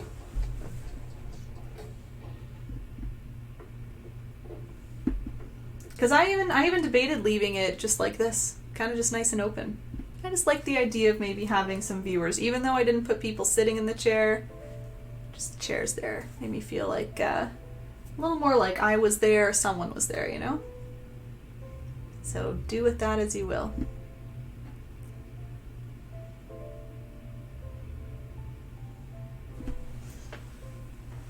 Okay. So I'll bring this forward just so you can really see what I'm talking about, and I'll talk about the chairs a bit. Here's a nice little comparison. Ooh, ah, wee. Pretty similar. Probably have more streaks in this one. Again, you can always go back, add some more. I could add some more right now if I wanted. Doing, doing, doing. Whee!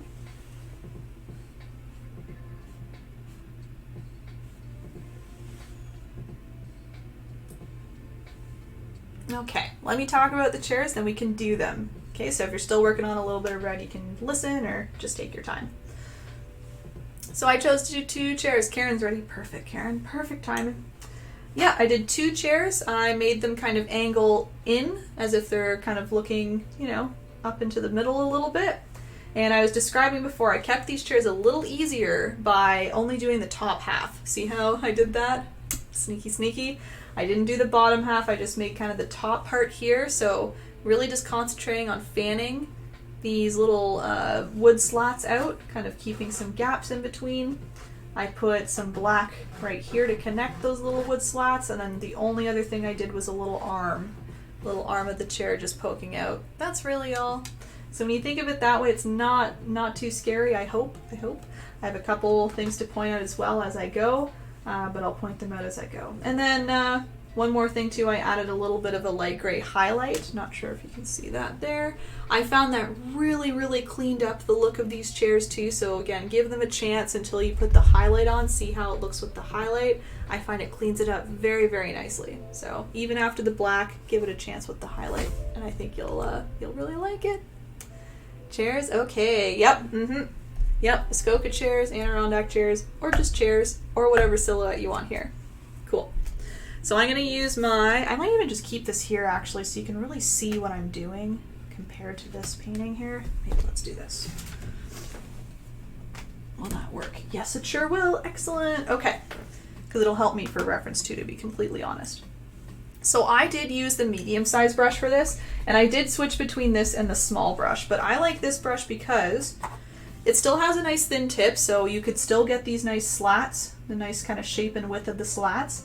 But it holds more paint, so it allows you to really get some clean lines and just kind of come all the way down each time, rather than the tiny brush. You have to kind of sketch things out and keep reloading paint. So I'd recommend trying more of a medium-sized brush like mine to begin with, and if you'd rather use the small brush and kind of sketch things out, you know, go a little slower, totally fine as well. But you might even find the big brush easier. Let me show you. So I started with an angle up and to the left, just near the corner here, so I have this corner open. So I started a little to the right and then went up to the left as my first slat. I would say I was aiming about halfway up, maybe a little higher, and then I'll show you what I do to get this curve here. So first slat, I'm just thinking of it in slats. We have one slat. So starting again about above halfway, kind of angling down to the left. Doesn't matter what direction you can go down to up to down, whatever you want. And the other reason I like this brush for this is because it really is a nice width. If you press down and let the bristles kind of spread out, you can see it gets a really nice width going. I would say a good width for these slats, so try that if you haven't. Again, rather than using the tiny brush, I think you will like this a little better. Tiny brush is good for like going back to fix things, I find, but getting the base down, I think it's helpful to use more of a medium-sized brush. So that first slat kind of just falls off the edge, and then the other slats, they start to get a little cleaner because they kind of are, we have the top showing, I guess. So now what I'm doing, I'm leaving a tiny bit of a gap. There's just a little bit of a gap to start. I guess I'll show you this close up again. I found that when I was looking at chairs online, at least when they were angled this way, see how there's less of a gap here? It's just a tiny little gap and then everything comes together. And then as it gets further out to the right, there's longer gaps, longer gap going down, way further down, etc. So you have more and more space as the slats get further to the right, and the opposite happens on the other side. So it's kind of nice because it means you can be kind of messy at the start. You can just make sure the very top of your slat is nice looking. You have just a little bit of a gap, and then very quickly it just combines with the other slat, and then you're not as worried. You're just kind of filling in. So again, I'm using my brush to start near the top of the slat here, or at the top rather, pulling down. And again, down here, everything just combines into one silhouette, and we just are left with a tiny little gap in between those two slats up here. You can either choose to keep things clean as you go if you need to, like, you know, carve up the top a little bit more, you know, do a nice little curve up near the top of the wood slat, or, you know, clean up the edges. But I found it was a little easier just to get the base on first and then do all the cleaning later, because or else you're kind of like changing things each time and going back and re-cleaning up things. So Sherry, this is the medium round brush. Okay, so I'm going to do a third slat. So again, starting maybe a little bit further away just to get a little bit of a larger gap, making sure the gap comes down a little more than the last one. Same thing, kind of coming down the side. The other thing that's happening as I'm moving more to the right is my slats are becoming a little more straight up and down. So before they were kind of curving, not curving, they were angling this way. And as I get further to the right, they're going up, up, up. See how they get kind of straight up in the middle, and then they'll eventually start tilting to the right. That's what I'm trying to do. I'm trying to make sure it kind of fans out to the right. So this slat again is a little straighter in terms of straight up and down. They're all straight. They're all just kind of angled differently. I'll add another one. I'm making sure I'm adding more of a gap this time, so making it a little further away, trying to keep the gap more present on the way down. Again, I'm not as worried about the tops right now. The tops are what are really going to clean up this painting, clean up the shape of the chair, I should say, not the whole painting. But right now, all the tops of my slats are a little bit messy. They're not quite in a nice curve quite yet. I know they look good from a distance, but I could do better. So I'm just trying not to worry about that right now is my point. I'm just trying to focus on getting the slats on, and I'll clean those things up later. 1, 2, 3, 4. I would say I have 7. 1, 2, 3. Yeah, I've got 7 on each. So if you want to use 7 as your magic number of slats, you can. If you happen to add 1 or 2 more, 1 or 2 less, totally fine. But whatever number you have, again, you want that middle one to be a little more straight up and down. And then the other ones are starting to angle away from it. So on the right here, they're angling a little to the right. Again, trying to get my gap a little bit longer again. Karen, I'll have to do the chairs later. No worries, can't get them to show up. That's okay. Maybe you need more waves. Yep, that could be it. That's another good reason to do lots of waves so you can get all the nice gaps showing up for sure. No problem. Okay, I'm just going to add another slat here. You can see how mine are now angling to the right. And you can hopefully see, I'll bring this forward in a second, how my gaps are getting larger and larger. Larger and longer, I should say. Okay, I've got one more. Oops, I made that a little wide.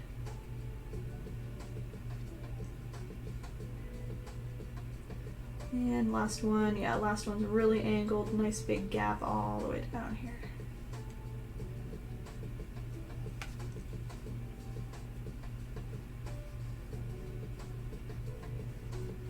Okay, so that's the basic look. I'm going to bring this forward so you can see. Oh, want to keep up with messages here. Terry, you're welcome. I'm glad those chairs are black. Yeah. Mine look like gloves. Yeah, we'll do a few things to clean them up. I'm sure this will help. So here, you can see this one. It's basically there, but it's still a little messy. It's still not quite as clean as my others. So here's my little tip to clean it up. Yes, here's my chair up close. Here's my messy chair up close. And I'll show you what I do. That's Charlene asking. And then I'll show you the cleaned up chair as well. But to really clean it up, I really like to focus on the tops of the slats now. So I really want to make sure they're all curving. Nice big curve. So mine's more of like a subtle curve. It kind of just slightly comes up and down. So what I do now is I look at the tops of my slats and I try and keep them in a way that allows this curve to happen. So what you're doing is you're kind of making an angle on the tops of these ones on the left here. They all angle up and to the right. And each one as it gets further into the middle gets a little taller. So see what I'm doing? I'm kind of adding a little extra length to each one to really help with the curve here. So I'm making this one quite a bit taller, making this middle one quite a bit taller again. So now we're seeing more of a deep curve up here. And then on the right hand side, they're going to start to curve down again. So you want to start to do some angled lines down to the right on the tops of the slats. So see that? We're kind of continuing that curve down here. There we go. Same thing with this guy, curving down. And then that last one's going to stay probably down there. I'm just going to alter, maybe clean up that curve right there. So see how much that helped? It really did a nice big curve now. Really gets that nice shape in there. I could still fix this up a little bit more, maybe by bringing the height more in the middle. Because the tallest point should be in the middle, so I'm trying to get this one maybe a little taller to help with that. There we go. Now it's a nice curve. That's very reminiscent of these chairs. Let me show you this one. You can see the same thing, how I tried to angle them all so they curve up, up, up, and then they come down, down, down. So an easy way to do that is just growing the ones in the middle, growing any of the other ones that you need, keeping the side ones a little further down. Okay. Oh, Charlene, your problem's the arm. Perfect. I'll be right next to the arm in a second here. I'll be doing the arm in a second, I should say. Okay. Keep this here again. We can see both. And again, I'll point out those gaps. I find that gaps really help too, how they're very closed in here and then they get further out as they get further to the right. Okay, so I'll do those two steps for the rest of the silhouette here. So one step, it's very minor. I just did a black line coming across. I noticed the little slats were connected by a piece of wood, and you barely see it considering it's a silhouette, but just so it can cross over some of the gaps, it shows the viewer that these slats are connected somehow. So I did do that. I put a nice little black piece of wood there just by swiping my brush across, so it covers up some of the gaps here and there. And here's the arm. So the arm, I'll show you one here again, but all the arm is just a slightly angled line that goes up to the right, a second slightly angled line up to the right, they're parallel, and then just a little curve to connect them at the end. And I tried to keep the curve a little more flat rather than kind of curving it down like this. It kind of curves, see, kind of over like this, so it's a little more flat on the end. And then there's just a little piece of wood down here to kind of connect the arm down to whatever piece it's connecting to. We don't need to worry about what's going on down here, just up here. Okay, so let me apply that to this chair here.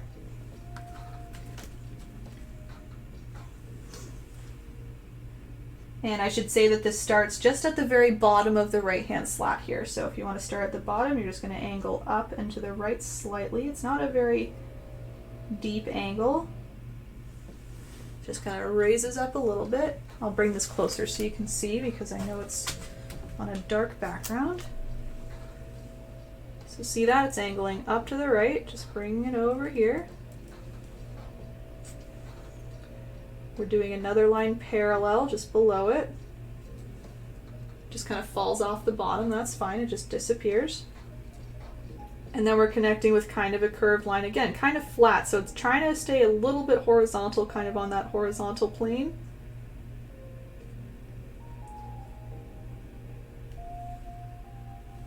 I'll fill that in so you can see it.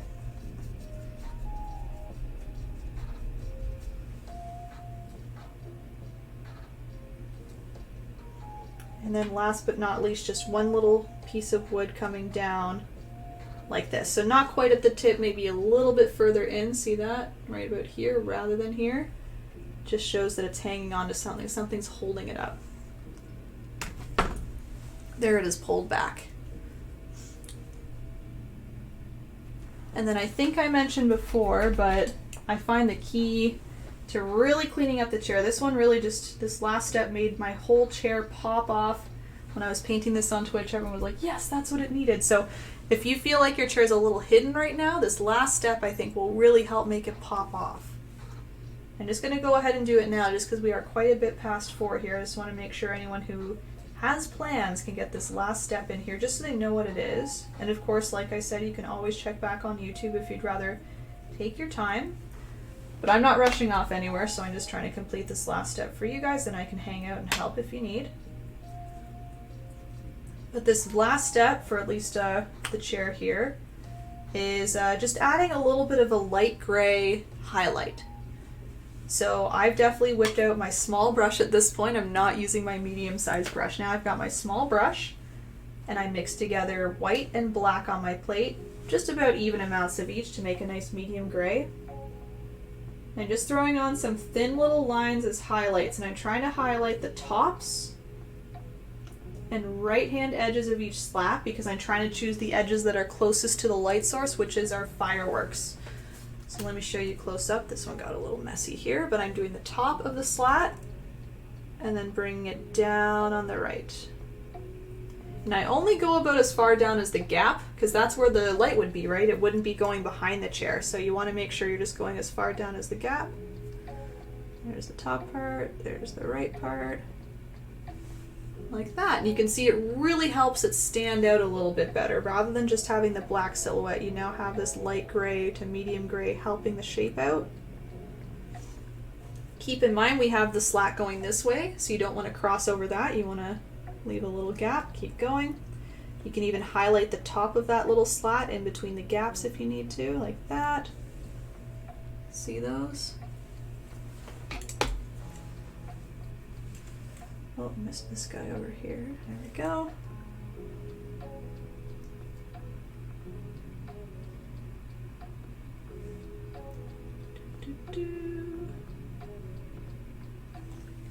Right, it really pops out now. Same thing, top edge. Any edges that are closest to the fireworks. So this is kind of like the top edge, almost kind of like the left-hand edge really. But they're all kind of the top edge on the arm. It's not quite showing, I'll do that again. There we go. Okay. So I know I have a second chair. Just for the sake of me being able to talk to you guys, I'm gonna leave this for now. I don't know if I'll finish it, honestly. I'll just kind of keep it here because it is the exact same thing, just flipped. Unless anyone would like me to do the other chair, I'm happy to. Just want to make sure I'm catching up on messages though. Maybe I'll try and do both here. But just know it's the exact same steps opposite. So you're starting on the right hand side, you're keeping the gaps close, close, close, getting them further, further, further. Same thing though, you're doing the nice archway. You're doing the arm on the other side, I guess. Otherwise, it's really the same steps. Yeah, again, if anyone would like to see it, let me know. If you feel like it would help you to see the other side. Otherwise, again, maybe I'll just do it if I can catch up on comments here and make sure everyone's good. Kelly, thanks, Erin. Fun as always. You're very welcome. Charlene, thank you again. I'm finished. Have a great day. Awesome. Smart, she says. Maybe you meant for my chair thing. I'm not sure. But thank you. Yeah, thanks for coming, Charlene. Actually, there's not a lot of questions, so maybe I'll just go right ahead. I'll keep watching the chat. If anyone's having issues, needs me to help, let me know. Before everyone signs off, I'll encourage you again, please go to the event page, post your paintings. I'll open that up when I end the stream so that you can post your beautiful paintings whenever you're done. Again, this video will be up on YouTube hopefully by the end of the day, along with the wine glass one, by the way. I'm going to do both and upload them, so there you go. If you're waiting for that one, it will be on YouTube, but it's also on Facebook in the meantime.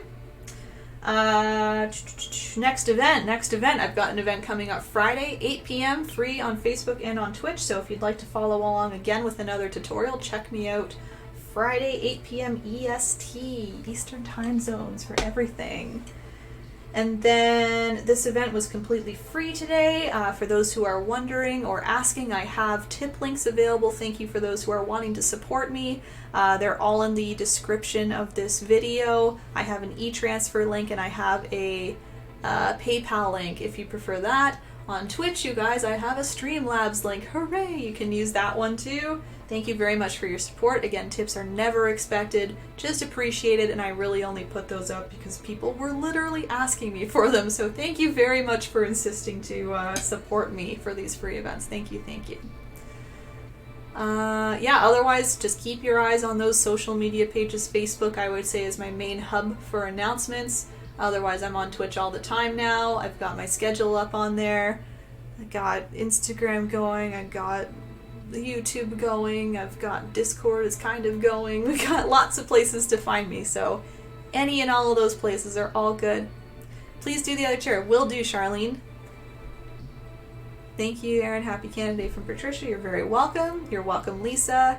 Kellyanne, thank you very much. Happy Canada Day to you. Just saying hi. Hope you're enjoying your day.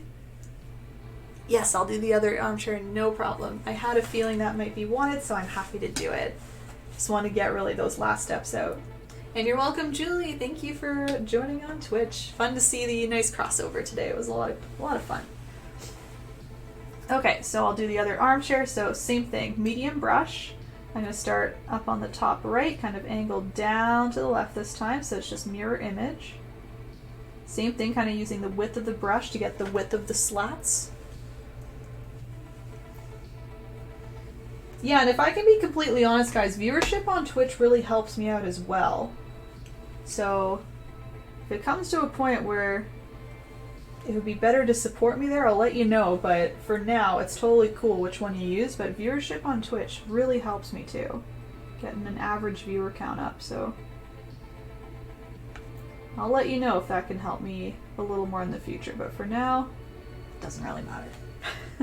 It's just cool to see the larger number. We hit 40. That's like definitely my highest viewer count on Twitch. So thanks so much for that. It kind of helped. It's kind of nice today, honestly, that Facebook had issues. We could all kind of try out Twitch for a little bit. It was really great. So Charlene and anyone else wondering, I'm still adding slats. I've just added my second one. I'm adding a third one, just trying to keep the gaps a little longer here as they get further and further to the left this time. It's all mirrored image.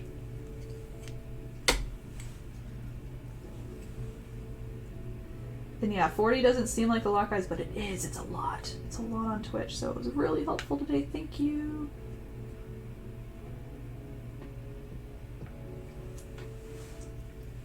So there's a third slat.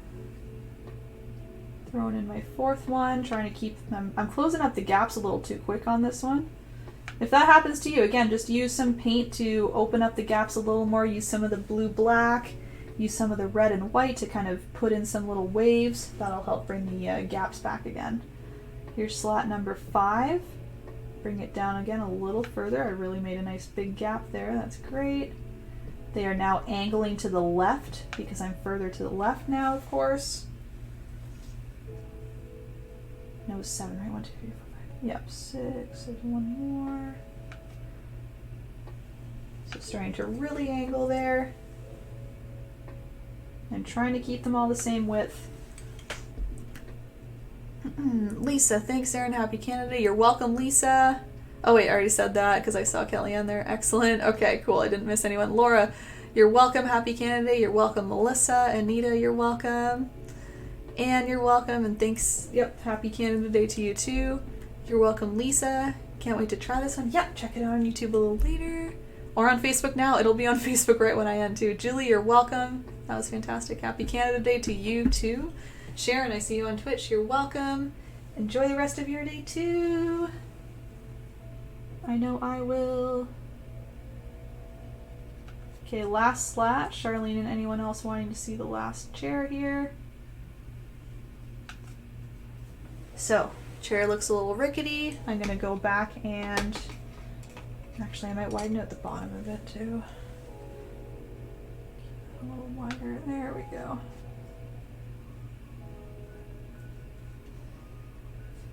I guess that's something else to note. If I have anyone else here, I guess in the YouTube video, important, keep that bottom a little wide too. It might look like things are kind of closed in. If so, just make sure you angle out a couple lines on the edge a little more, and then that way you're making the bottom a little more wide.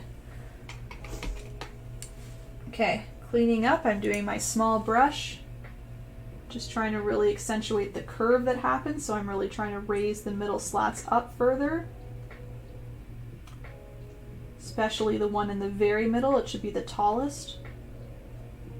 And then the other ones kind of follow suit and angle down on the other side.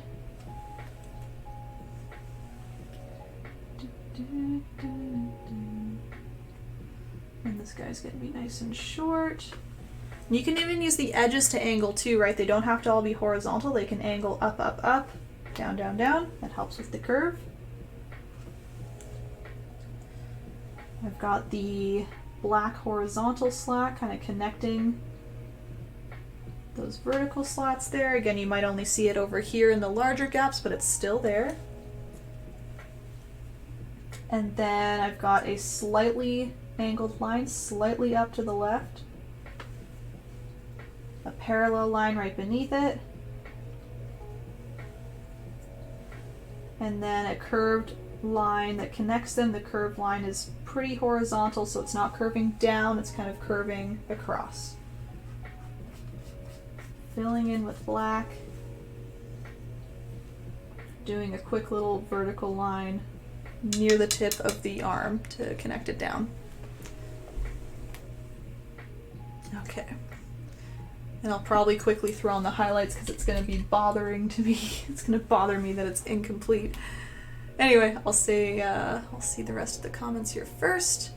Julie, you're welcome. Happy Canada Day. Elizabeth, you're very welcome. Thanks for all the little hearts. Olga, you're welcome. All in tears, my 2-year-old just gave a touch to ruin my painting. Oh no!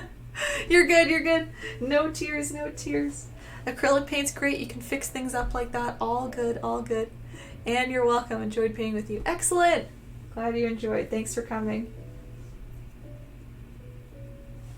Oh boy. Right at the end too. She's like, boop!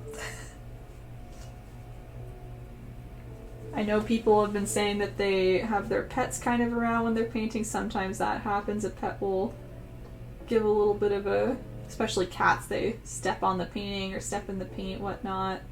All fixable. It's all fixable. Just means they want to help, you know? Same with your 2-year-old. They just wanted to participate, I guess. They said, hey, I want to add this. A little extra bop. So I'm just going in with my light gray. I guess I should note that, of course, because this is mirrored, it's on the opposite side. So we're doing the light gray on the top and left-hand side of the slats this time. So again, the edge is closest to the fireworks. Technically, perhaps most sides could be highlighted if the fireworks are everywhere, but I was kind of thinking of the brightest center firework when I was highlighting those areas, the left-hand sides, right? Down, down, down. Top edge. right hand edge. Again, they're both kind of the top edges on the arm.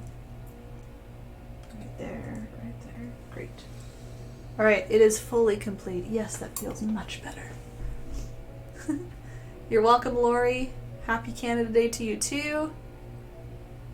Rosie, thank you. It was a blast. Happy Canada Day to you too. Patricia, I'm going to try Twitch next time. Yeah, do it. It's fun over there. Oh, hey, Kaz. Speaking of Twitch, hello. Just saw the Bob Ross staring at me. There he is. He's always here. Yep. Yeah, Patricia, feel free. If anyone has questions about Twitch, let me know. I'm still kind of learning, but I could probably help you at least a little bit. Anita, thanks. This was fun. Bye. Goodbye. Have a great day, Anita. Robin, thank you very much for the great class. We'll define Italy. We'll definitely. Oh, shoot. I was like, oh, you're doing the Italian flag? Autocorrect. We'll definitely be back again. That's just as great. Okay, thanks. Glad to hear it. I will define Italy. I was like, yeah, another flag. Kaz, he's very handsome, so I don't mind. Happy Canada Day. Thank you. We're all very excited here in Canada for our birthday. We celebrated by painting, a bunch of us on Facebook and on Twitch today. Again, we had quite a few people overlapping, which was very cool. Diane, thank you very much. Happy Canada Day to you too. Natalie, thank you so much. Spending Canada painting could become a great tradition. I think so too. For most holidays, again, Charlene said it, we should do like a holiday painting every single little vacation holiday day. I think that's fun. Just in case some of us aren't going certain places or gathering or whatnot, isolating instead. I know I am. That's why I'm here painting. Yeah, it's a fun little thing to do. Just a nice little fun way to celebrate for sure. Where else are you streaming from? Kaz, I stream on Facebook as well. Actually, most of my following is on Facebook, and that's where most people found me, so I like to stream on Facebook for them and also on Twitch to try that out as well. And today some of them popped over to Twitch because Facebook was having some live streaming issues, so it was fun. Honestly, again, it was fun that they had a chance to try it out, or an excuse to try it out today. Facebook is just getting a little bit jittery. I don't know, the last few streams I've had, things are going like this and my voice is cutting out. So I said try Twitch because Twitch is always good quality, and it was today for most. So yeah, doing both. I just do both at the same time. TeresaM419, thank you so much. Love painting with you. By the way, loved watching you on Twitch. Thank you so much. And if you want to put a name to the name, let me know and I'll try and remember who you are. Otherwise, TeresaM is what I'll call you. Kaz, oh, I never used Facebook streaming. Yeah. It's kind of what I started out with. Twitch was kind of the secondary thing that I tried, so there you go. Yeah. It's, again, usually it works fine. It's just the last week or two. I don't know if something has changed, and a lot of the viewers on Facebook were saying they're not getting notifications anymore, unfortunately, when I go live, and that's a little upsetting because some are missing out on the tutorials because of it, so we're trying to find solutions. Linda, thank you, Erin. I had a great time. Happy Canada Day. To you too. Have a great rest of your day, Linda. Louise, thank you. You're very patient, very informative. Oh, thanks. Been doing this a while, so it's all good. I just like when we're all on pace because it means we're all literally painting together. I think that's the coolest part. Again, YouTube is cool to give people chances to catch up if they missed it and stuff, but I think there's something super special when like we're all painting quite literally at the same time, creating at the same time. So thank you for joining me. But yeah, Kaz, I just do both. I might as well, right? Just have two little chats going. I'm literally looking left and right on the same screen and just doing both. Yeah. The name, what name did... Oh, for the wine glass painting? Oh, I haven't even technically uploaded that to YouTube. But I liked Pinot Tropical. I think that was Anna's suggestion. I really liked that one. Oh, Moonlit Sakura. Oh, that was, I named it Moonlit Bonsai. Pretty sure. Yeah. I think it was my most popular YouTube video to date, so that was extra cool as well. YouTube gave me a quick little notification with some confetti. It was like, woohoo! I was like, that's great. Yeah. I think it was Moonlit Bonsai. So it was like a mashup of, I think yours, yeah, you tried Moonlit Sakura. I think I mashed up your name with another one. All right, Jody, thanks Erin for us. Patio painted in the beautiful sunshine. Beautiful! I'm so glad you made it out. That's great. Charlene, thanks Erin, that was a lot of fun. Happy Canada Day. Glad you had fun. To you too, Charlene. Thanks as usual for coming in. Erg Bonsai was better. I liked both. I liked both. Teresa from Godrich. Okay, Teresa, I'll remember. Oh, Teresa M. I was saying Teresa Sam. See, that's context helps. Hi, Teresa M419. Teresa M. That makes more sense. Cool. Okay. Any more questions? There weren't many questions, just a lot of thank yous, so I appreciate that, guys. I'll just give another minute just in case. Just in case. I want to make sure we're all taken care of.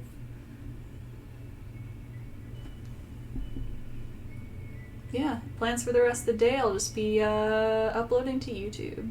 I'll be editing this and the other video that I haven't uploaded yet, so there we go. And then I'll enjoy the rest of my day. But I've been enjoying it anyway. Okay, I do think most people are signed off here. So Facebook, I'll sign off officially here. Twitch, I'll stay on for a couple minutes. But yeah, thank you guys again for coming. Happy Canada Day! Hope you had a great time painting. Have a great rest of your days. Thanks so much for coming. I'll see you at the next one. Bye!